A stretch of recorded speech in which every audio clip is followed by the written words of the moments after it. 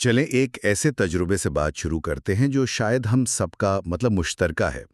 हमारे सर के अंदर की वो आवाज़ जो कभी चुपी नहीं होती, वो आवाज़ जो रात को सोने नहीं देती, जो पुरानी बातों पे पछताती है और आने वाले कल की फिक्र करती है। हम सब इससे तंग है, लेकिन क्या कभी हमने ये सवाल पूछा कि ये आवाज़ है कौन और क्या इससे आज़ादी मुमकिन भी है? आज हम इन्हीं सवालों के जवाब एकहार्ट टोले की मशहूर किताब द पावर ऑफ नाउ से तलाश कर रहे हैं। ये किताब दावा करती है कि हमारी ज्यादातर तकलीफ की जड़ एक एक बुनियादी गलत फहमी है। और वो गलत फहमी ये है कि हम खुद को वो आवाज़ समझ बैठते हैं। किताब का मरकजी ख्याल बहुत सादा है लेकिन गहरा है कि ज़हन एक बेहतरीन आला है, जैसे एक तेज़ धार छुरी। जब आप इस्तेमाल करते हैं तो ये बहुत कारआमद है, लेकिन जब ये आपको इस्तेमाल करना शुरू कर दे तो ये तबाहकुन हो जाता है। ज़्यादातर इंसान लाशऊरी तौर पर अपने ज़हन के ग़ुलाम बन चुके हैं और उन्हें मतलब इसका एहसास तक नहीं। आज की हमारी गुफ्तगू इसी ग़ुलामी की ज़ंजीरों को पहचानने और तोड़ने के बारे में है। सही। तो आज हम इस किताब के चंद बुनियादी सतूनों पर बात करेंगे। पहला तो यही धमाका खेज ख्याल कि आप अपना ज़हन नहीं हैं। जी। दूसरा ये कि अगर हमारी फितरी हालत सुकून है तो फिर इसकी राह में सबसे बड़ी रुकावट क्या है। तीसरा, इस रुकावट को दूर करने के अमली तरीके क्या हैं, और आखिर में जज्बात का इस सारी तस्वीर में क्या किरदार है और वो हमारे जिस्म पर कैसे असरअंदाज होते हैं। ठीक है, तो आइए सबसे बड़े ख्याल को खोलते हैं कि हम अपना ज़हन नहीं है। ये बात सुनने में बहुत अजीब लगती है क्योंकि हमारी पूरी शनाख्त, हमारी तालीम, हमारे रिश्ते, हमारा कैरियर, सब कुछ तो इसी सोचने वाले ज़हन की बदौलत है। क्या किताब इस तज़ाद को हल करती है कि मुफीद सोच और हमें ग़ुलाम बनाने वाली सोच में क्या फ़र्क है? ये एक बहुत अहम सवाल है। किताब ये नहीं कहती कि ज़हन को उठाकर फेंक दें।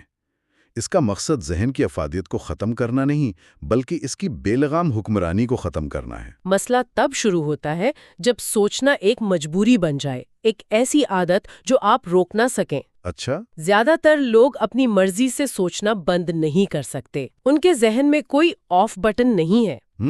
ये एक बीमारी की तरह है, जहाँ एक अंदरूनी तबसरा निगार हर चीज पर हर वक्त अपनी राय देता रहता है।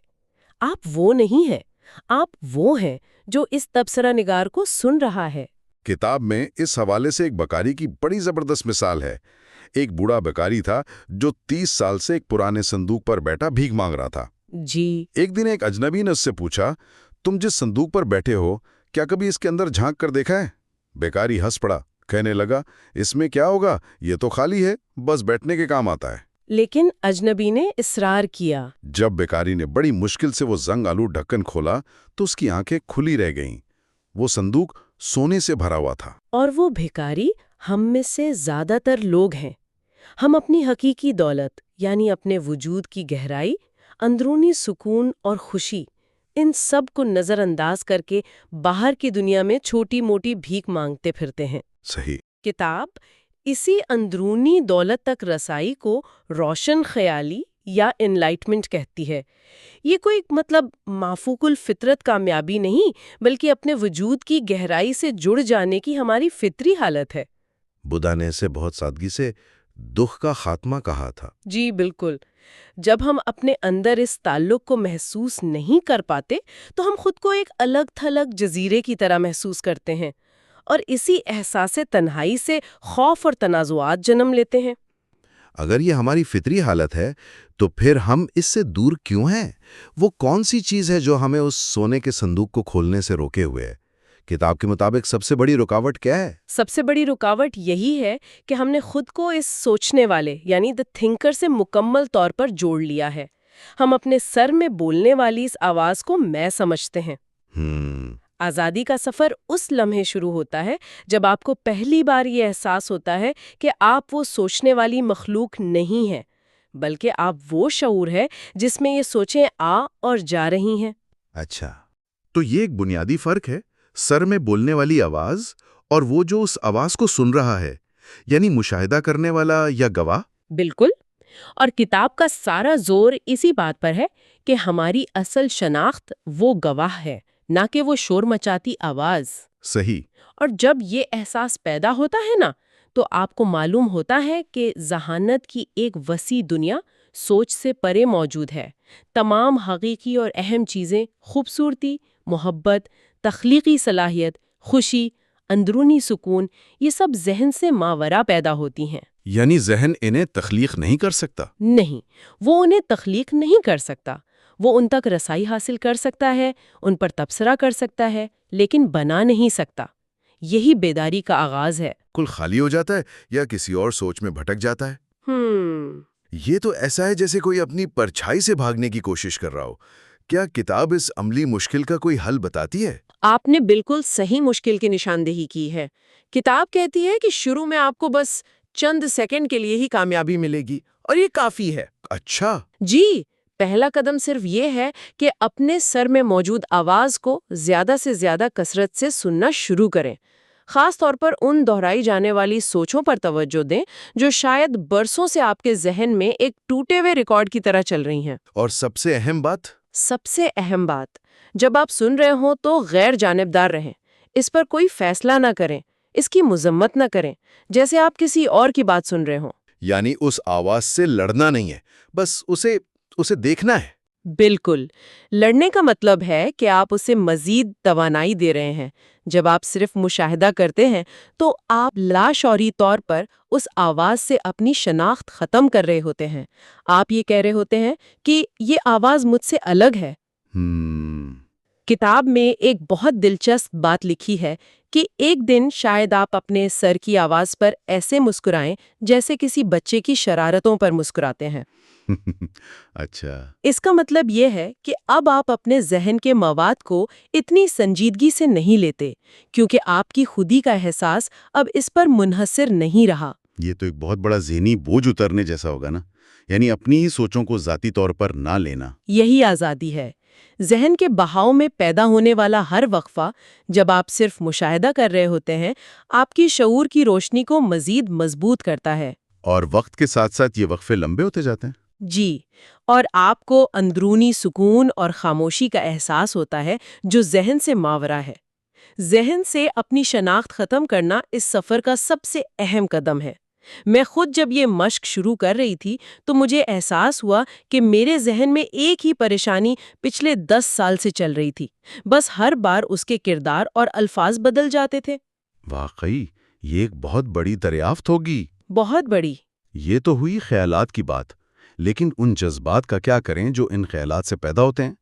اکثر تو خیالات سے زیادہ جذبات ہمیں قابو کرتے ہیں۔ ایک چھوٹی سی سوچ غصے کا طوفان کھڑا کر سکتی ہے یا خوف سے پورا جسم ٹھنڈا پڑ جاتا ہے۔ کتاب ان دونوں کے تعلق کو کیسے بیان کرتی ہے؟ کتاب کے مطابق ذہن صرف سوچوں کا نام نہیں، اس میں ہمارے جذبات بھی شامل ہیں۔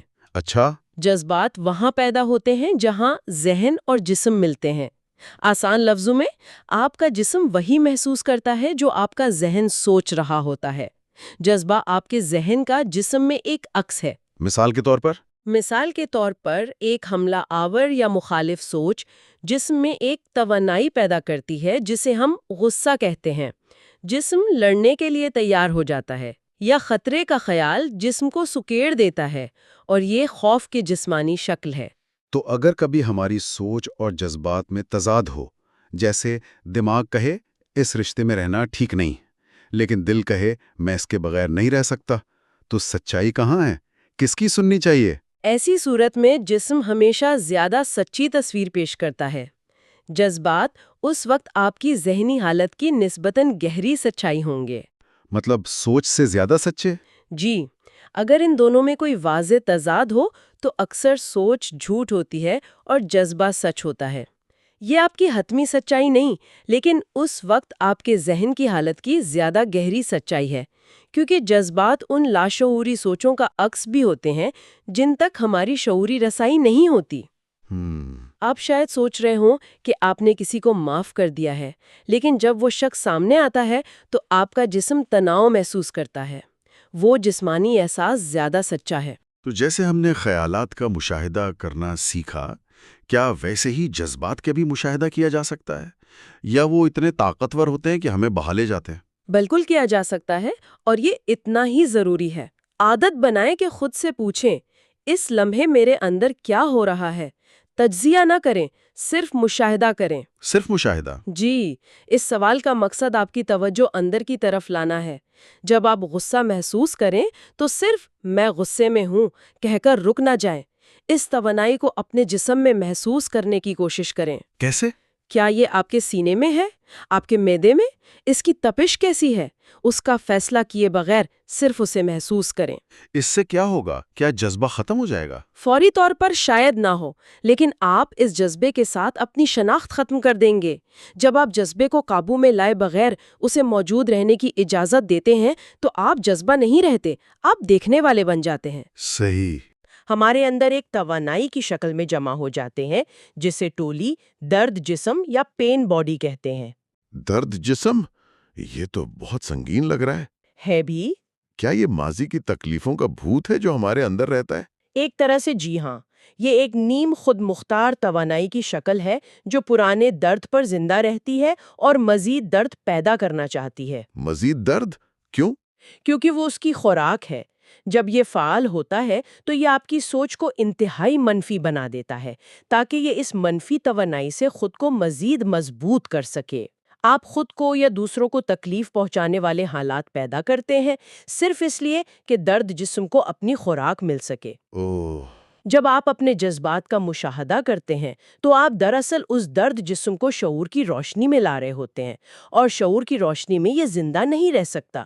آپ اس کی توانائی کا ایندھن بننا بند کر دیتے ہیں۔ تو اس ساری گفتگو کا خلاصہ یہ ہے کہ ہم اپنے ذہن کی مسلسل آواز نہیں بلکہ اس کے پیچھے موجود خاموش مشاہدہ کار ہیں، جی، اور اپنے خیالات اور جذبات، خاص طور پر اس درد جسم کو غیر جانبداری سے مشاہدہ کر کے ہم اس ذہن کی گرفت سے آزاد ہو سکتے ہیں اور ایک گہرے سکون اور حقیقی وجود کا تجربہ کر سکتے ہیں۔ یہ تو ایک اندرونی انقلاب کی طرح ہے۔ بالکل۔ اور یہیں سے گہرا سوال پیدا ہوتا ہے جسے ہم آئندہ گفتگو کے لیے چھوڑ سکتے ہیں۔ وہ کیا؟ جب ہم اپنے ذہن اور درد جسم سے شناخت ختم کر لیتے ہیں تو پھر ہم کون ہیں؟ اگر میں اپنی سوچیں نہیں ہوں، اپنے جذبات نہیں ہوں، اپنی کہانیاں نہیں ہوں، تو پھر کیا باقی بچتا ہے؟ یہ سفر ہمیں صرف سکون نہیں دیتا بلکہ ہماری شناخت کے بنیادی سوال پر لا کھڑا کرتا ہے۔ یہ ایک بہت اہم نقطہ ہے۔ یہ سفر صرف خیالات کا مشاہدہ کرنے سے کہیں زیادہ گہرا ہے۔ اگلے حصے میں ہم اسی درد اور تکلیف سے نجات کے موضوع پر مزید گہرائی میں بات کریں گے اور سمجھیں گے کہ یہ درد جسم انفرادی اور اجتماعی سطح پر کیسے کام کرتا ہے اور اس سے مکمل طور پر کیسے آزاد ہوا جا سکتا ہے۔ پچھلی نشست میں ہم نے اس مجرم کی نشاندہی کی تھی جو ہماری روزمرہ کی پریشانی کے پیچھے ہے، ہمارا اپنا ذہن۔ جی، اور ایکارٹ ٹولے کی کتاب دی پاور آف ناؤ کی مدد سے ہم نے یہ سمجھا کہ ہم اپنے بے قابو خیالات کا مجموعہ نہیں ہے۔ بالکل۔ آج ہم اسی مشن کو، آپ کہہ سکتے ہیں، مزید گہرائی میں لے کر جا رہے ہیں۔ آج ہم اپنے دکھوں کے دو پوشیدہ ذرائع کا شکار کریں گے۔ پہلا، وہ تکلیف جو ہم ہر روز، ہر لمحہ خود اپنے لیے پیدا کرتے ہیں، اور دوسرا، ایک بہت پرانا اور زیادہ خطرناک بھوت، ماضی کا ایک سایہ جو ہمارے اندر رہتا ہے۔ اور ہمارا مقصد یہ جاننا ہے کہ ان دونوں کو ایک ہی طاقتور ہتھیار سے کیسے ناکارہ بنایا جائے، شعور یعنی کانشسنس۔ جی۔ اور یہ مشن اس لیے بھی ضروری ہے کیونکہ کتاب کا جو مرکزی دعویٰ ہے وہ یہی ہے کہ انسان کی زیادہ تر تکلیف غیر ضروری اور خود ساختہ ہے۔ یہ ایک بہت بڑا دعویٰ ہے۔ بہت بڑا، اور سچ پوچھیں تو پہلی بار سننے میں ایک الزام کی طرح بھی لگ سکتا ہے، جیسے کوئی کہہ رہا ہو کہ تم اپنے دکھ کے خود ذمہ دار ہو۔ بالکل، یہی بات مجھے بھی کھٹکی تھی۔ مطلب یہ کہنا کہ ہماری تکلیف خود ساختہ ہے ایک بہت ہی سخت بات لگتی ہے۔ صحیح۔ آئیے آج اسی خیال کو پوری طرح کھولتے ہیں اور سمجھتے ہیں کہ ٹولے کا اصل مطلب کیا ہے، کیونکہ اگر یہ سچ ہے تو یہ ہماری زندگی بدل سکتا ہے۔ یقیناً۔ تو پہلا سوال، ہم حال میں یعنی اس لمحے میں اپنے لیے مزید تکلیف پیدا کرنا کیسے بند کریں؟ کتاب کہتی ہے کہ ساری مصیبت کی جڑ حال سے انکار یا مزاحمت ہے۔ جی، مزاحمت یا ریزسٹنس، یہ ایک بہت بہت اہم لفظ ہے۔ اس کا مطلب ہے اس لمحے میں جو کچھ ہو رہا ہے اسے ذہنی طور پر قبول نہ کرنا، اس کے خلاف لڑنا۔ اس کے خلاف لڑنا۔ اور ہمارا ذہن یہ کام ہر وقت کرتا ہے کیونکہ اس کی ساخت ہی ایسی ہے۔ آپ دیکھیں، ذہن کو وقت سے الگ کر ہی نہیں سکتے، ان کا چولی دامن کا ساتھ ہے۔ اچھا، ذہن یا تو ماضی کے تجربات پر غور کرتا ہے، ایسا کیوں ہوا، ویسا نہیں ہونا چاہیے تھا، یا پھر مستقبل کی فکر کرتا ہے، اگر ایسا ہو گیا تو کیا ہوگا۔ تو اس کا مطلب یہ ہوا کہ اب یعنی موجودہ لمحہ ذہن کے لیے ایک انجان علاقہ ہے۔ بالکل، ایک ایسی جگہ جہاں اس کا کنٹرول نہیں چلتا، کیونکہ اب میں نہ ماضی ہے نہ مستقبل، یہ وقت سے باہر ہے۔ اس لیے ذہن اسے اپنے وجود کے لیے ایک خطرہ سمجھتا ہے اور مسلسل اس سے بھاگتا ہے، اور اسی بھاگنے، اسی مزاحمت سے تکلیف پیدا ہوتی ہے۔ یعنی ہم جو ہو رہا ہے اس سے لڑ رہے ہوتے ہیں بجائے اس کے کہ اس حقیقت کو تسلیم کریں جو ہمارے سامنے ہے۔ جی، اچھا، ایک منٹ، یہ بات سمجھنا تھوڑا مشکل ہے۔ قبول کرنے کا خیال کسی بہت ہی بری صورتحال میں، جیسے کوئی سنگین بیماری یا کسی اپنے کی بے وفائی، یہ تو شکست تسلیم کرنے جیسا لگتا ہے نا؟ ہاں بالکل، یہ تو بے عملی کی طرف لے جائے گا۔ کیا اس کا یہ مطلب نہیں کہ ہم ہاتھ پر ہاتھ دھر کر بیٹھ جائیں؟ یہ سب سے عام اور سب سے اہم غلط فہمی ہے۔ قبولیت اور استعفے میں زمین آسمان کا فرق ہے۔ اچھا، قبولیت کا مطلب یہ نہیں کہ آپ کہہ رہے ہیں یہ صورتحال بہت اچھی ہے، اس کا مطلب ہے آپ صرف یہ تسلیم کر رہے ہیں کہ یہ صورتحال اس لمحے میں حقیقت ہے، بس۔ تو استعفا کیا ہے؟ استعفا دینا ہار ماننا ہے، جبکہ قبولیت حقیقت کو تسلیم کرنا ہے تاکہ آپ گھبراہٹ اور مزاحمت کی بجائے ایک پرسکون اور واضح ذہن کے ساتھ اپنا اگلا قدم اٹھا سکیں۔ آپ اپنا اگلا اقدام تب تک نہیں سوچ سکتے جب تک آپ یہ چیخنا بند نہ کریں کہ آپ کو اس جگہ پر نہیں ہونا چاہیے۔ اچھا، تو اس کا مطلب یہ ہوا کہ مزاحمت میں جو توانائی ضائع ہو رہی تھی، غصہ، مایوسی، بے بسی، قبولیت اس توانائی کو آزاد کر دیتی ہے۔ بالکل۔ پھر ہم اس توانائی کو مسئلے کو حل کرنے کے لیے استعمال کر سکتے ہیں۔ یہ تو بہت عملی بات ہے۔ یہی اس کی خوبصورتی ہے۔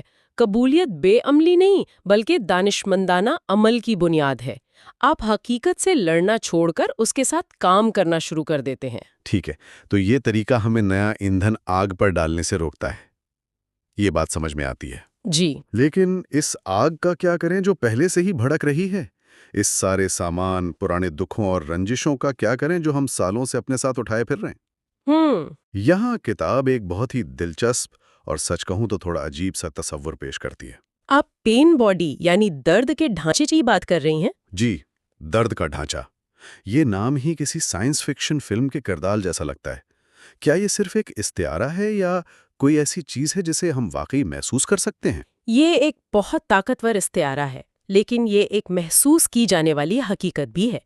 اسے آپ ایک جذباتی الرجی سمجھ لیں۔ جذباتی الرجی؟ ہاں، ایک چھوٹی سی بات ہوتی ہے، کوئی ٹریفک میں آپ کی گاڑی کے آگے آ جاتا ہے اور آپ پر غصے کا ایک ایسا شدید دورہ پڑتا ہے جو آپ کا پورا دن برباد کر دیتا ہے۔ صحیح۔ یہ شدید رد عمل جو اس چھوٹی سی بات کے مقابلے میں بہت زیادہ ہے، وہ آپ نہیں ہے، وہ آپ کا درد کا ڈھانچہ ہے جو اس ڈرامے سے اپنی خوراک حاصل کر رہا ہے۔ یعنی یہ ہمارے اندر جمع شدہ تمام پرانے غیر حل شدہ دکھوں، غصے اور غم کا ایک مجموعہ ہے، ایک طرح کا جذباتی بھوت جو ہمارے اندر رہتا ہے۔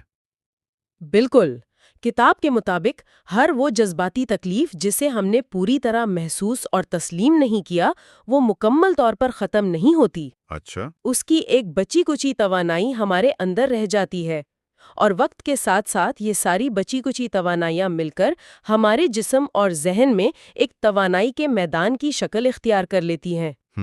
یہ محض پرانی یادیں نہیں ہیں، بلکہ یہ تقریباً ایک الگ مخلوق کی طرح کام کرتا ہے جس کا ایک ہی مقصد ہے، زندہ رہنا۔ اور اگر اسے زندہ رہنا ہے تو اسے خوراک بھی چاہیے ہوگی۔ اس کی خوراک کیا ہے؟ اس کی خوراک ہے مزید تکلیف۔ مزید تکلیف؟ جی، یہ بہت ہوشیار ہے۔ جب یہ فعال ہوتا ہے تو یہ ہم پر قابو پاتا ہے اور ہم لاشعوری طور پر اس کے ساتھ ایک ہو جاتے ہیں۔ ہم وہ درد کا ڈھانچہ بن جاتے ہیں۔ اچھا۔ پھر یہ ہماری سوچ کو منفی بنا دیتا ہے، ہمارے ارد گرد کے لوگوں سے جھگڑے کرواتا ہے اور ایسی صورتحال پیدا کرتا ہے جس سے مزید غصہ، دکھ یا جذباتی ڈرامہ پیدا ہو۔ یہ اس منفی توانائی سے اپنی غذا حاصل کرتا ہے اور مزید مضبوط ہوتا ہے۔ یہ تو ایک شیطانی چکر ہے۔ تکلیف خود کو زندہ رکھنے کے لیے مزید تکلیف پیدا کرتی ہے۔ بالکل۔ کتاب میں ایک بہت اہم جملہ ہے، تکلیف صرف تکلیف سے ہی غذا حاصل کر سکتی ہے، خوشی سے نہیں۔ وہ اسے ہضم ہی نہیں کر پاتی۔ آپ نے بالکل صحیح نقطہ پکڑا ہے۔ جب آپ خوش اور پرسکون ہوتے ہیں تو درد کا ڈھانچہ بھوکا رہتا ہے۔ اس لیے جب اسے بھوک لگتی ہے تو وہ آپ کے ذہن پر قبضہ کر کے آپ کو ماضی کی کوئی دکھ بھری یاد دلا دے گا یا آپ کے ساتھی کی کسی چھوٹی سی بات کا بتنگڑ منوا دے گا تاکہ آپ دوبارہ وہی تکلیف محسوس کریں۔ یہ سب اس کے زندہ رہنے کے حربے ہیں۔ جی، میرا اپنا درد کا ڈھانچہ تب بہت فعال ہوتا ہے جب میں ٹریفک میں پھنس جاتی ہوں۔ وہ سرگوشی شروع کر دیتا ہے، تم اپنی زندگی ضائع کر رہی ہو، باقی سب آگے بڑھ رہے ہیں۔ یہ بالکل غیر منطقی ہے، لیکن اس لمحے میں بہت حقیقی لگتا ہے۔ یہ تو بہت خوفناک بات ہے۔ یہ تو ایسا ہے جیسے کوئی جذباتی بھوت ہم پر قبضہ کر لیتا ہو۔ تو کیا ہم اس کے رحم و کرم پر ہیں؟ کیا اس سے نکلنے کا کوئی راستہ نہیں؟ راستہ ہے، اور وہ حیران انگیز طور پر سادہ ہے۔ کتاب کہتی ہے کہ یہ ایک غیر حقیقی بھوت جیسا ہے جو ہماری موجودگی یعنی پریزنس کی روشنی کا مقابلہ نہیں کر سکتا۔ ہماری موجودگی کی روشنی کا؟ جی، درد کا ڈھانچہ ہمارے شعور کی روشنی سے ڈرتا ہے۔ اس کا پورا وجود اس بات پر منحصر ہے کہ ہم اس سے لاشعوری طور پر اپنی شناخت جوڑ لیں، یعنی ہم یہ مان لیں کہ یہ غصہ میں ہوں، یہ دکھ میں ہوں۔ شعور کی روشنی میں لانا، یہ سننے میں بہت شاعرانہ لگتا ہے، لیکن عملی طور پر اس کا کیا مطلب ہے؟ بہت اچھا سوال ہے۔ اگر مجھے وہ پرانا غصہ محسوس ہو رہا ہے تو میں اسے دیکھنے کے لیے کیا کروں، بجائے اس کے کہ میں خود غصہ بن جاؤں؟ یہ کرنے سے زیادہ دیکھنے کا عمل ہے۔ تصور کریں کہ تکلیف ایک تاریک کمرے میں چھپا ہوا ایک عفریت ہے۔ ٹھیک ہے۔ جب تک کمرے میں اندھیرا ہے وہ بہت خوفناک ہے اور آپ کو کنٹرول کرتا ہے۔ شعور یا موجودگی بس اس کمرے کی بتی جلانے کا نام ہے۔ اچھا۔ آپ اس عفریت سے لڑتے نہیں ہیں، آپ بس اسے واضح طور پر دیکھتے ہیں۔ آپ کہتے ہیں، اچھا تو یہ ہے غصہ۔ جس لمحے آپ اسے اس کی اصلیت میں دیکھ لیتے ہیں، صرف ایک توانائی، ایک پرانی عادت، وہ آپ پر اپنی گرفت کھونا شروع کر دیتا ہے۔ یعنی اب آپ اس کے قبضے میں نہیں ہیں، بلکہ آپ وہ ہیں جس کے ہاتھ میں ٹارچ ہے۔ بالکل۔ تو اس کا مطلب ہے کہ ہم رد عمل دینے یا اس کے مطابق عمل کرنے کے بجائے صرف اس کا مشاہدہ کرتے ہیں، جیسے ایک سائنسدان کسی موسمی تبدیلی کا مشاہدہ کرتا ہے۔ بالکل، یہ آپ کی اندرونی زبان کو بدلنے سے شروع ہوتا ہے۔ میں اداس ہوں سوچنے کے بجائے آپ سوچتے ہیں، میں دیکھ رہا ہوں کہ میرے اندر اداسی کا احساس موجود ہے۔ فرق سمجھ میں آیا۔ فرق دیکھ رہے ہیں آپ نے ایک فاصلہ پیدا کر دیا۔ پھر آپ اس احساس کے بارے میں تجسس پیدا کرتے ہیں۔ یہ آپ کے جسم میں کہاں محسوس ہو رہا ہے؟ کیا سینے میں کوئی جکڑن ہے، پیٹ میں کوئی کھچاؤ؟ بغیر کسی فیصلے کے صرف اسے دیکھنا ہے۔ جی، صرف اسے دیکھنا ہے۔ یہ سادہ سا غیر جانبدارانہ مشاہدہ ہی وہ چابی ہے جو درد کے ڈھانچے کے ساتھ آپ کی شناخت کو توڑ دیتی ہے۔ آپ اس کے تماشائی یا نگران واچر بن جاتے ہیں۔ اور جب یہ شناخت ٹوٹ جاتی ہے تو اس کا نتیجہ کیا ہوتا ہے؟ جب شناخت ٹوٹ جاتی ہے تو درد کا ڈھانچہ آپ کو مزید استعمال نہیں کر پاتا۔ وہ آپ کے ذریعے مزید منفی خیالات اور جذبات پیدا نہیں کر سکتا۔ جس کا مطلب ہے کہ اسے اپنی خوراک نہیں ملتی۔ بالکل، جس طرح آگ کو اگر مزید لکڑی نہ ڈالی جائے تو وہ بجھ جاتی ہے، اسی طرح درد کا ڈھانچہ بھی جب ہماری شعوری موجودگی کی روشنی میں آتا ہے اور اسے خوراک ملنا بند ہو جاتی ہے تو وہ آہستہ آہستہ اپنی توانائی کھو دیتا ہے اور تحلیل ہو جاتا ہے۔ تو اسی عمل کو اب کی طاقت تک رسائی حاصل کرنا کہا گیا ہے۔ اپنی توجہ ماضی اور مستقبل کی کہانیوں سے ہٹا کر اور اپنے اندر موجود اس پرانے درد پر لا کر ہم اسے ختم کر دیتے ہیں۔ جی، یہ توانائی کی تبدیلی کا عمل ہے۔ آپ پرانی تکلیف کی توانائی کو شعور میں لا کر اسے تبدیل کر رہی ہیں۔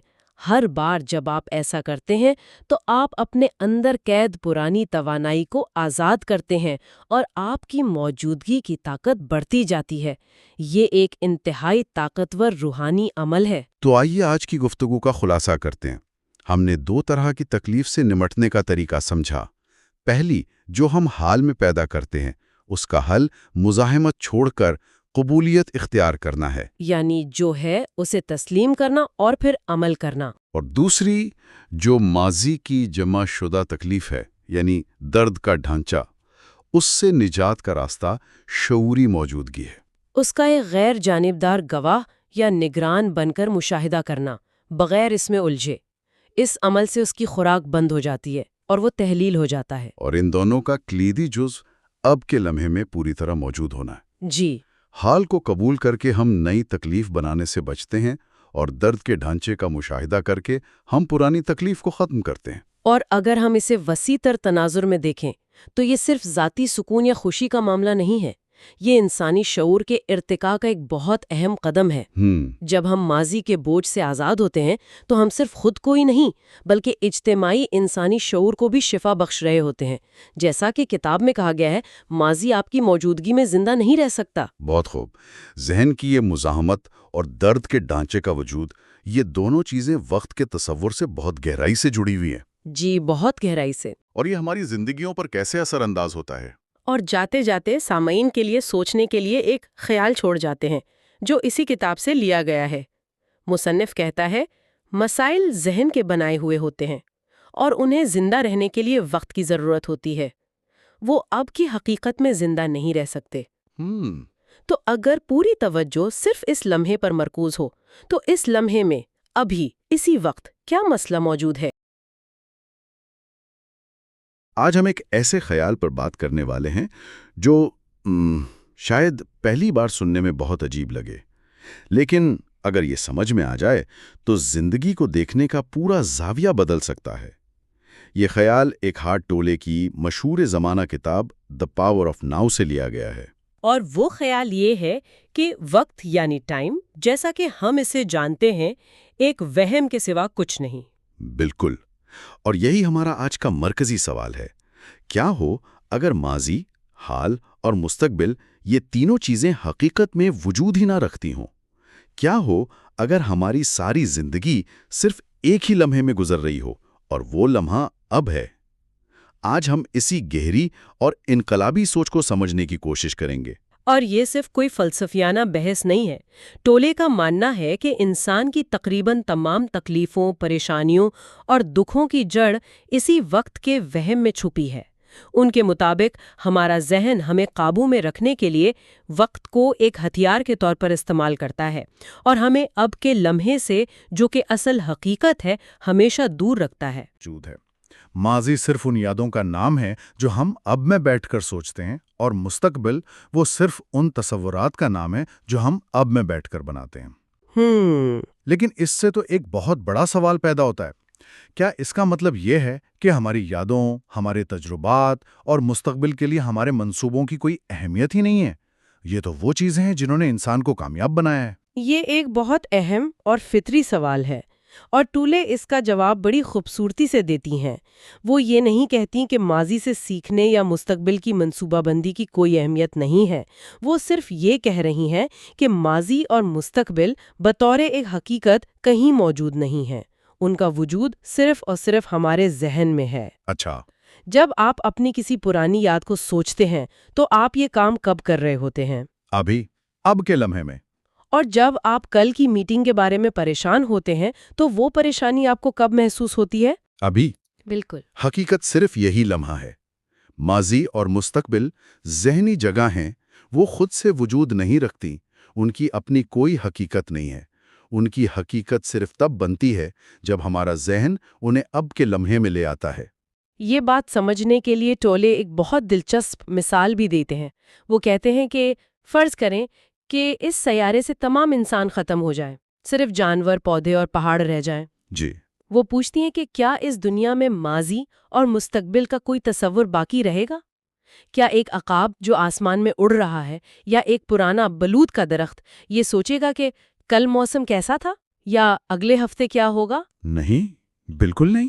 ان کے لیے کیا وقت ہوا ہے کا سوال ہی بے معنی ہے۔ ان کے لیے ہر لمحہ صرف اب ہے، زندگی بس ہو رہی ہے۔ وقت کا تصور، ماضی اور مستقبل کی تقسیم، یہ خالصتاً انسانی ذہن کی ایجاد ہے۔ تو اس کا مطلب یہ ہوا کہ ہماری زیادہ تر پریشانیاں، خوف اور پچھتاوے ایسی چیزوں سے جڑے ہیں جو حقیقت میں موجود ہی نہیں ہیں۔ ہم ہم یا تو ایسی چیزوں پر پچھتا رہے ہوتے ہیں جو گزر چکے ہیں اور اب موجود نہیں، یا ایسی چیزوں سے ڈر رہے ہوتے ہیں جو ابھی آئی نہیں اور شاید کبھی آئیں بھی نہ۔ یہ تو بہت عجیب سوچ ہے۔ اور یہیں سے ٹولے ایک بہت اہم فرق واضح کرتی ہیں جو اس پوری بات کو سمجھنے کی چابی ہے۔ وہ کہتی ہیں کہ وقت کی 2 قسمیں ہیں، ایک ہے گھڑی کا وقت یعنی کلاک ٹائم، اور دوسرا ہے نفسیاتی وقت یعنی سائیکولوجیکل ٹائم۔ اچھا، ان دونوں میں کیا فرق ہے؟ گھڑی کا وقت تو سیدھا سادہ لگتا ہے، جیسے گھڑی پر نظر آنے والا وقت۔ ہاں، گھڑی کا وقت کا عملی استعمال ہے۔ یہ ایک بہت مفید ذریعہ ہے، جیسے صبح 7 بجے کا الارم لگانا، دوپہر 2 بجے کسی سے ملنے کا وعدہ کرنا، یا یہ یاد رکھنا کہ پچھلے پروجیکٹ میں کیا غلطی ہوئی تھی تاکہ اگلی بار اسے نہ دہرایا جائے۔ اس کے بغیر ہماری عملی زندگی نہیں چل سکتی، اور ٹولے اس کے استعمال سے منع نہیں کرتی۔ ٹھیک ہے، یہ تو سمجھ آتا ہے، لیکن پھر یہ نفسیاتی وقت کیا ہے اور یہ اتنا خطرناک کیوں ہے؟ ٹولے نفسیاتی وقت کو ایک ذہنی بیماری کہتی ہیں۔ یہ وہ حالت ہے جب ہم اپنی شناخت ماضی کی کہانیوں اور مستقبل کے خوابوں سے جوڑ لیتے ہیں۔ ماضی کا بوجھ اٹھائے پھرنا، میرے ساتھ ایسا کیوں ہوا، اس نے مجھے دھوکہ دیا، کاش میں نے وہ فیصلہ نہ کیا ہوتا، یہ سب نفسیاتی وقت ہے۔ اور مستقبل کے بارے میں؟ مستقبل کے بارے میں یہ سوچ کہ جب مجھے وہ نوکری مل جائے گی تب میں خوش ہوں گا، جب میرا اپنا گھر ہوگا تب زندگی مکمل ہو جائے گی، جب بچے بڑے ہو جائیں گے تب سکون ملے گا۔ یہ مسلسل مستقبل میں خوشی کو ملتوی کرنا بھی نفسیاتی وقت ہے۔ اس سوچ میں ہم اب کے لمحے کو صرف مستقبل تک پہنچنے کا ایک ذریعہ سمجھتے ہیں، جبکہ حقیقت یہ ہے کہ زندگی صرف اب میں ہی ہے۔ ایک منٹ، یہ تو میری اور شاید ہم سب کی پوری زندگی کی کہانی ہے۔ میں ہمیشہ یہی سوچتا ہوں کہ جب یہ پروجیکٹ ختم ہو جائے گا تب سکون ملے گا، یا جب چھٹیاں آئیں گی تب میں خوش ہوں گا۔ کیا ٹولے یہ کہہ رہی ہیں کہ یہ سوچ ہی بذات خود ایک بیماری ہے؟ ان کے مطابق ہاں، کیونکہ یہ سوچ آپ کو حال سے کاٹ دیتی ہے اور ایک ایسی جگہ پر زندہ رکھتی ہے جو موجود ہی نہیں۔ اور اس کی سنگینی کو سمجھانے کے لیے وہ ایک انتہائی ہولناک مثال دیتی ہیں۔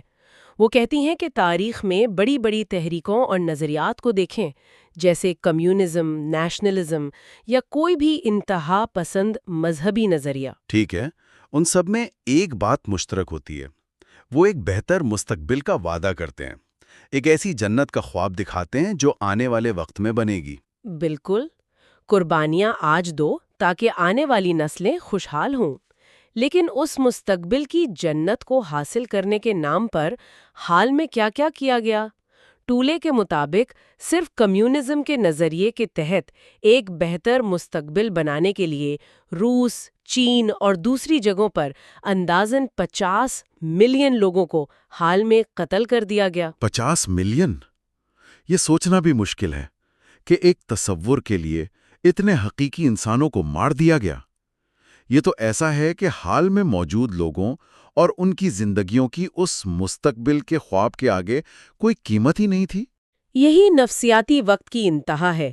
جب مستقبل کا تصور حال سے زیادہ اہم ہو جائے تو تباہی یقینی ہے، اور یہی چیز چھوٹے پیمانے پر ہماری ذاتی زندگیوں میں ہوتی ہے۔ ہم اپنے حال کے سکون کو، اپنے رشتوں کو، اپنی صحت کو ایک ایسے مستقبل کے لیے قربان کر دیتے ہیں جس کی کوئی گارنٹی نہیں۔ ہم اب جینا بھول جاتے ہیں۔ یہ واقعی چونکا دینے والی بات ہے۔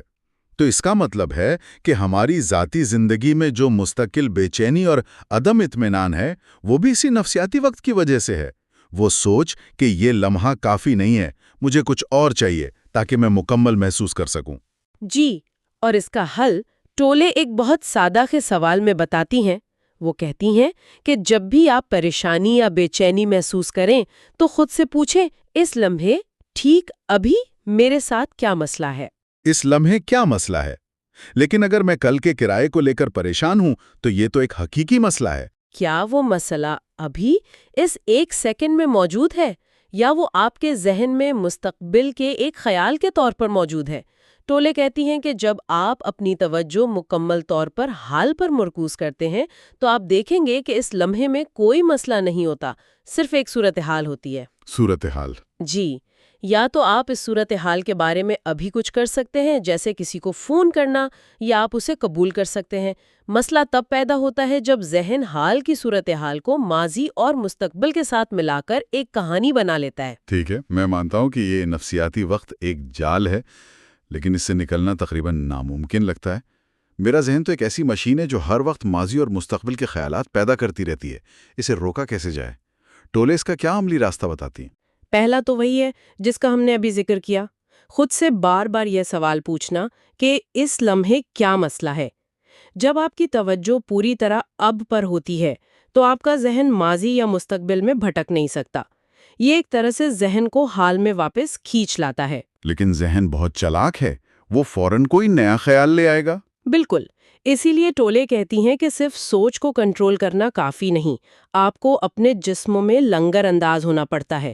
یہ ان کا دوسرا طریقہ ہے، وہ اسے اپنے جسم کے اندر جڑیں بنانا کہتی ہیں۔ جسم کے اندر جڑیں بنانا یا انر انرجی فیلڈ کو محسوس کرنا، یہ سننے میں تھوڑا پراسرار لگتا ہے۔ اس کا اصل مطلب کیا ہے؟ اس کا مطلب بہت سادہ ہے۔ اکثر ہم اپنے خیالات میں اتنا کھوئے رہتے ہیں کہ ہمیں اپنا جسم محسوس ہی نہیں ہوتا۔ ٹولے کہتی ہیں کہ بس ایک لمحے کے لیے رک کر اپنی توجہ اپنے جسم پر لائیں۔ کیا آپ اپنے ہاتھوں میں زندگی کو محسوس کر سکتی ہیں، جیسے ہلکی سی جھنجھناہٹ یا گرمی؟ کیا آپ اپنی سانس کو محسوس کر سکتی ہیں جو جسم میں آ اور جا رہی ہے؟ یہ کوئی جادوئی چیز نہیں، یہ صرف اپنی توجہ کو سوچ سے ہٹا کر جسمانی احساس پر لانا ہے جو ہمیشہ اب میں موجود ہوتا ہے۔ آپ کے خیالات سال 2050 میں ہو سکتے ہیں، لیکن آپ کی سانس ہمیشہ یہیں اسی لمحے میں ہوتی ہے۔ یہ ایک اینکر کی طرح ہے۔ یہ دلچسپ ہے۔ تو خیالات کے طوفان سے نکل کر اپنے جسمانی احساسات میں پناہ لینا، اور تیسرا طریقہ ماضی کے بارے میں ہے۔ جی، ٹولے کہتی ہیں کہ ماضی کو ہر لمحہ مرنے دو۔ اس کا مطلب یہ نہیں کہ آپ اپنی یادداشت کھو دیں۔ اس کا مطلب یہ ہے کہ آپ ماضی کو صرف تب یاد کریں جب وہ حال سے متعلق ہو۔ جیسے کسی پچھلے تجربے سے سیکھنا؟ صحیح۔ غیر ضروری طور پر ماضی کی کہانیوں کو اپنے ذہن میں دہراتے نہ رہیں۔ یہ ایسا ہے جیسے ہم نے اپنی پیٹھ پر پرانی کہانیوں کا ایک بھاری بیگ اٹھایا ہوا ہے اور ہم سمجھتے ہیں کہ یہی ہماری شناخت ہے۔ ٹولے کہتی ہیں کہ آپ اس بیگ کو نیچے رکھ سکتے ہیں، اور صرف تب اس میں سے کچھ نکالیں جب واقعی ضرورت ہو۔ بالکل، کیونکہ ماضی آپ کی موجودگی یعنی پریزنس میں زندہ نہیں رہ سکتا۔ جب آپ پوری طرح حال میں ہوتے ہیں تو ماضی کی کہانیوں کی آپ پر جو جذباتی گرفت ہوتی ہے وہ کمزور پڑ جاتی ہے، اس کی طاقت ختم ہو جاتی ہے۔ یہ سب سننے میں تو بہت طاقتور لگتا ہے، لیکن عملی طور پر بہت مشکل ہوگا، خاص طور پر جب ذہن مسلسل بھٹکنے کا عادی ہو چکا ہو، ہر وقت خیالات آتے رہتے ہیں۔ اور یہی مشق ہے، کوئی بھی ایک دن میں اس میں ماہر نہیں ہو جاتا۔ اس کی شروعات چھوٹے چھوٹے قدموں سے ہوتی ہے، جیسے دن میں چند لمحوں کے لیے اپنی سانس کے اندر اور باہر جانے پر پوری توجہ دینا، یا اپنے ارد گرد کسی قدرتی چیز کو، جیسے ایک پھول، ایک درخت یا آسمان پر بادلوں کو بغیر کوئی نام یا لیبل دیے دیکھنا۔ صرف دیکھنا، اس کی موجودگی کو محسوس کرنا۔ جب آپ ایسا کرتے ہیں تو آپ کا ذہن خاموش ہو جاتا ہے اور آپ کو زندگی کا وہ گہرا بہاؤ محسوس ہوتا ہے جو آپ کی زندگی کے حالات یعنی آپ کی لائف سچویشن کے نیچے ہمیشہ موجود رہتا ہے۔ تو آج کی اس گہری گفتگو کا خلاصہ یہ ہے کہ وقت جیسا کہ ہمارا ذہن اسے دیکھتا ہے، یعنی ماضی اور مستقبل کا ایک لامتناہی سلسلہ، ایک وہم ہے۔ اصل طاقت، سکون اور حقیقی زندگی صرف اور صرف اب کے لمحے میں پائی جاتی ہے۔ گھڑی کے وقت کو عملی زندگی کے لیے استعمال کرنا ضروری ہے، لیکن نفسیاتی وقت کے جال سے، یعنی ماضی کے پچھتاووں اور مستقبل کی پریشانیوں سے خود کو آزاد کرانا ہی حقیقی روشن خیالی کی طرف پہلا قدم ہے۔ بالکل، اور یہیں سے ایک اور گہرا سوال پیدا ہوتا ہے جو ہمیں مزید سوچنے پر مجبور کرتا ہے۔ اگر اب میں رہنا اتنا ہی طاقتور ہے اور ہماری تمام تکالیف کا حل اسی میں ہے، تو آخر ہمارا ذہن ہمیں اس سے دور رکھنے کے لیے اتنی شدید اور مسلسل کوشش کیوں کرتا ہے؟ وہ کیوں چاہتا ہے کہ ہم ماضی کے پچھتاووں اور مستقبل کی پریشانیوں میں ہی الجھے رہیں؟ یہ ایک بہت اہم سوال ہے۔ شاید اس لیے کہ ذہن اپنی بقا کے لیے ایسا کرتا ہے۔ اگر ماضی اور مستقبل نہ ہوں تو شاید ذہن کی شناختی خطرے میں پڑ جائے۔ جی، اور اگلی بار ہم انہی ذہنی چالوں پر بات کریں گے جو ہمیں حال میں رہنے سے روکتی ہیں اور ہمیں ماضی اور مستقبل کے اس نہ ختم ہونے والے چکر میں الجھائے رکھتی ہیں۔ پچھلے دنوں میں اپنی گاڑی چلا رہی تھی اور مجھے اچانک احساس ہوا کہ میں نے پورا راستہ صرف اپنے کام کی میٹنگ کے بارے میں سوچتے ہوئے گزار دیا۔ پھر شام کو گھر پہنچی تو اگلے دن کی فکر شروع ہو گئی۔ تب میں نے سوچا کہ میں نے تو آج کا دن جیا ہی نہیں، مطلب جسم تو موجود تھا لیکن میرا ذہن یا تو مستقبل میں تھا یا ماضی میں۔ جی، کیا یہ صرف میرے ساتھ ہوتا ہے یا ہم سب اسی طرح کی کسی ذہنی ٹائم مشین میں قید ہیں؟ نہیں، یہ صرف آپ کے ساتھ نہیں ہے، یہ آج کے انسان کی شاید سب سے بڑی پریشانی ہے۔ اچھا۔ اور آج ہم اسی موضوع کی گہرائی میں اتریں گے، ایک ہارٹ ٹولے کی کتاب دی پاور آف ناؤ کی روشنی میں۔ یہ کتاب اسی سوال کا جواب دیتی ہے کہ ہمارا ذہن ہمیں حال کے لمحے میں ٹکنے کیوں نہیں دیتا، اور اس سے نکلنے کا راستہ کیا ہے؟ بالکل، اور اس قید سے آزادی کا راستہ کیا ہے؟ زبردست۔ تو مقصد یہ سمجھنا ہے کہ ہم اس ذہنی بھاگ دوڑ سے نکل کر حقیقت میں جینا کیسے شروع کر سکتے ہیں۔ چلیں پھر اس کی کھوج کرتے ہیں۔ جی ضرور۔ تو سب سے پہلی بات، ذہن ایسی کون سی چالیں چلتا ہے جو ہمیں اب کے لمحے سے دور رکھتی ہیں؟ میں نے سنا ہے کتاب میں نفسیاتی وقت کا ذکر ہے، یہ کیا بلا ہے؟ یہ ایک بہت ہی اہم نقطہ ہے۔ دیکھیں، ٹولے دو طرح کے وقت میں فرق کرتا ہے۔ ایک ہے گھڑی کا وقت، کلاک ٹائم؟ جی، کلاک ٹائم۔ یہ بہت عملی چیز ہے، ہمیں صبح اٹھنے، کام پر جانے یا کسی سے ملنے کے لیے اس کی ضرورت پڑتی ہے۔ اس کے بغیر تو دنیا کا نظام ہی نہیں چل سکتا۔ ٹھیک ہے، یہ تو سیدھی سی بات ہے۔ لیکن دوسری قسم ہے نفسیاتی وقت، مطلب؟ Psychological time. یہ ذہن کی اپنی ایجاد ہے۔ یہ ماضی کے پچھتاووں، شناختوں اور مستقبل کی امیدوں اور خوفوں کا ایک لامحتناہی سلسلہ ہے۔ اچھا۔ ذہن جو ہے وہ اسی نفسیاتی وقت میں زندہ رہتا ہے۔ وہ مسلسل ماضی سے اپنی شناخت لیتا ہے، میں وہ ہوں جس کے ساتھ ماضی میں یہ ہوا تھا، اور مستقبل میں خوشی ڈھونڈتا ہے۔ بالکل، کہ جب مجھے وہ نوکری مل جائے گی تب میں خوش ہوں گا۔ اسے اتنا ڈرتا کیوں ہے؟ کیونکہ اب کے لمحے میں نفسیاتی وقت کی کوئی گنجائش نہیں ہوتی۔ کوئی گنجائش نہیں ہوتی؟ جی، حال کے لمحے میں نہ تو ماضی کا بوجھ ہوتا ہے اور نہ ہی مستقبل کا خوف۔ اس لمحے میں ذہن کا کنٹرول ختم ہو جاتا ہے۔ اور جہاں ذہن کا کنٹرول ختم ہوتا ہے وہاں اسے اپنی موت نظر آتی ہے۔ اسی لیے وہ ہمیں ہر ممکن طریقے سے حال سے بھگاتا ہے۔ یہ تو بڑی گہری بات ہے۔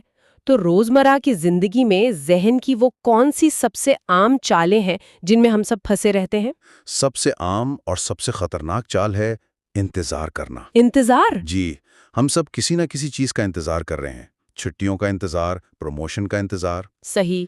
جیون ساتھی کا انتظار، بچوں کے بڑے ہونے کا انتظار۔ ہم یہ سمجھتے ہیں کہ ہماری زندگی کا اصل مقصد مستقبل کے کسی نقطے پر ہے، اور یہ جو حال کا لمحہ ہے یہ بس ایک رکاوٹ ہے جسے برداشت کرنا ہے۔ بالکل، جیسے ہم ٹریفک میں پھنسے ہوں اور سوچ رہے ہوں کہ بس جلدی سے دفتر پہنچیں، تو وہ پورا وقت ایک اذیت بن جاتا ہے۔ صحیح کہا۔ ہم اس لمحے کو جی نہیں رہے ہوتے، اسے صرف گزار رہے ہوتے ہیں۔ بالکل یہی، اور اس انتظار میں ہماری پوری زندگی گزر جاتی ہے۔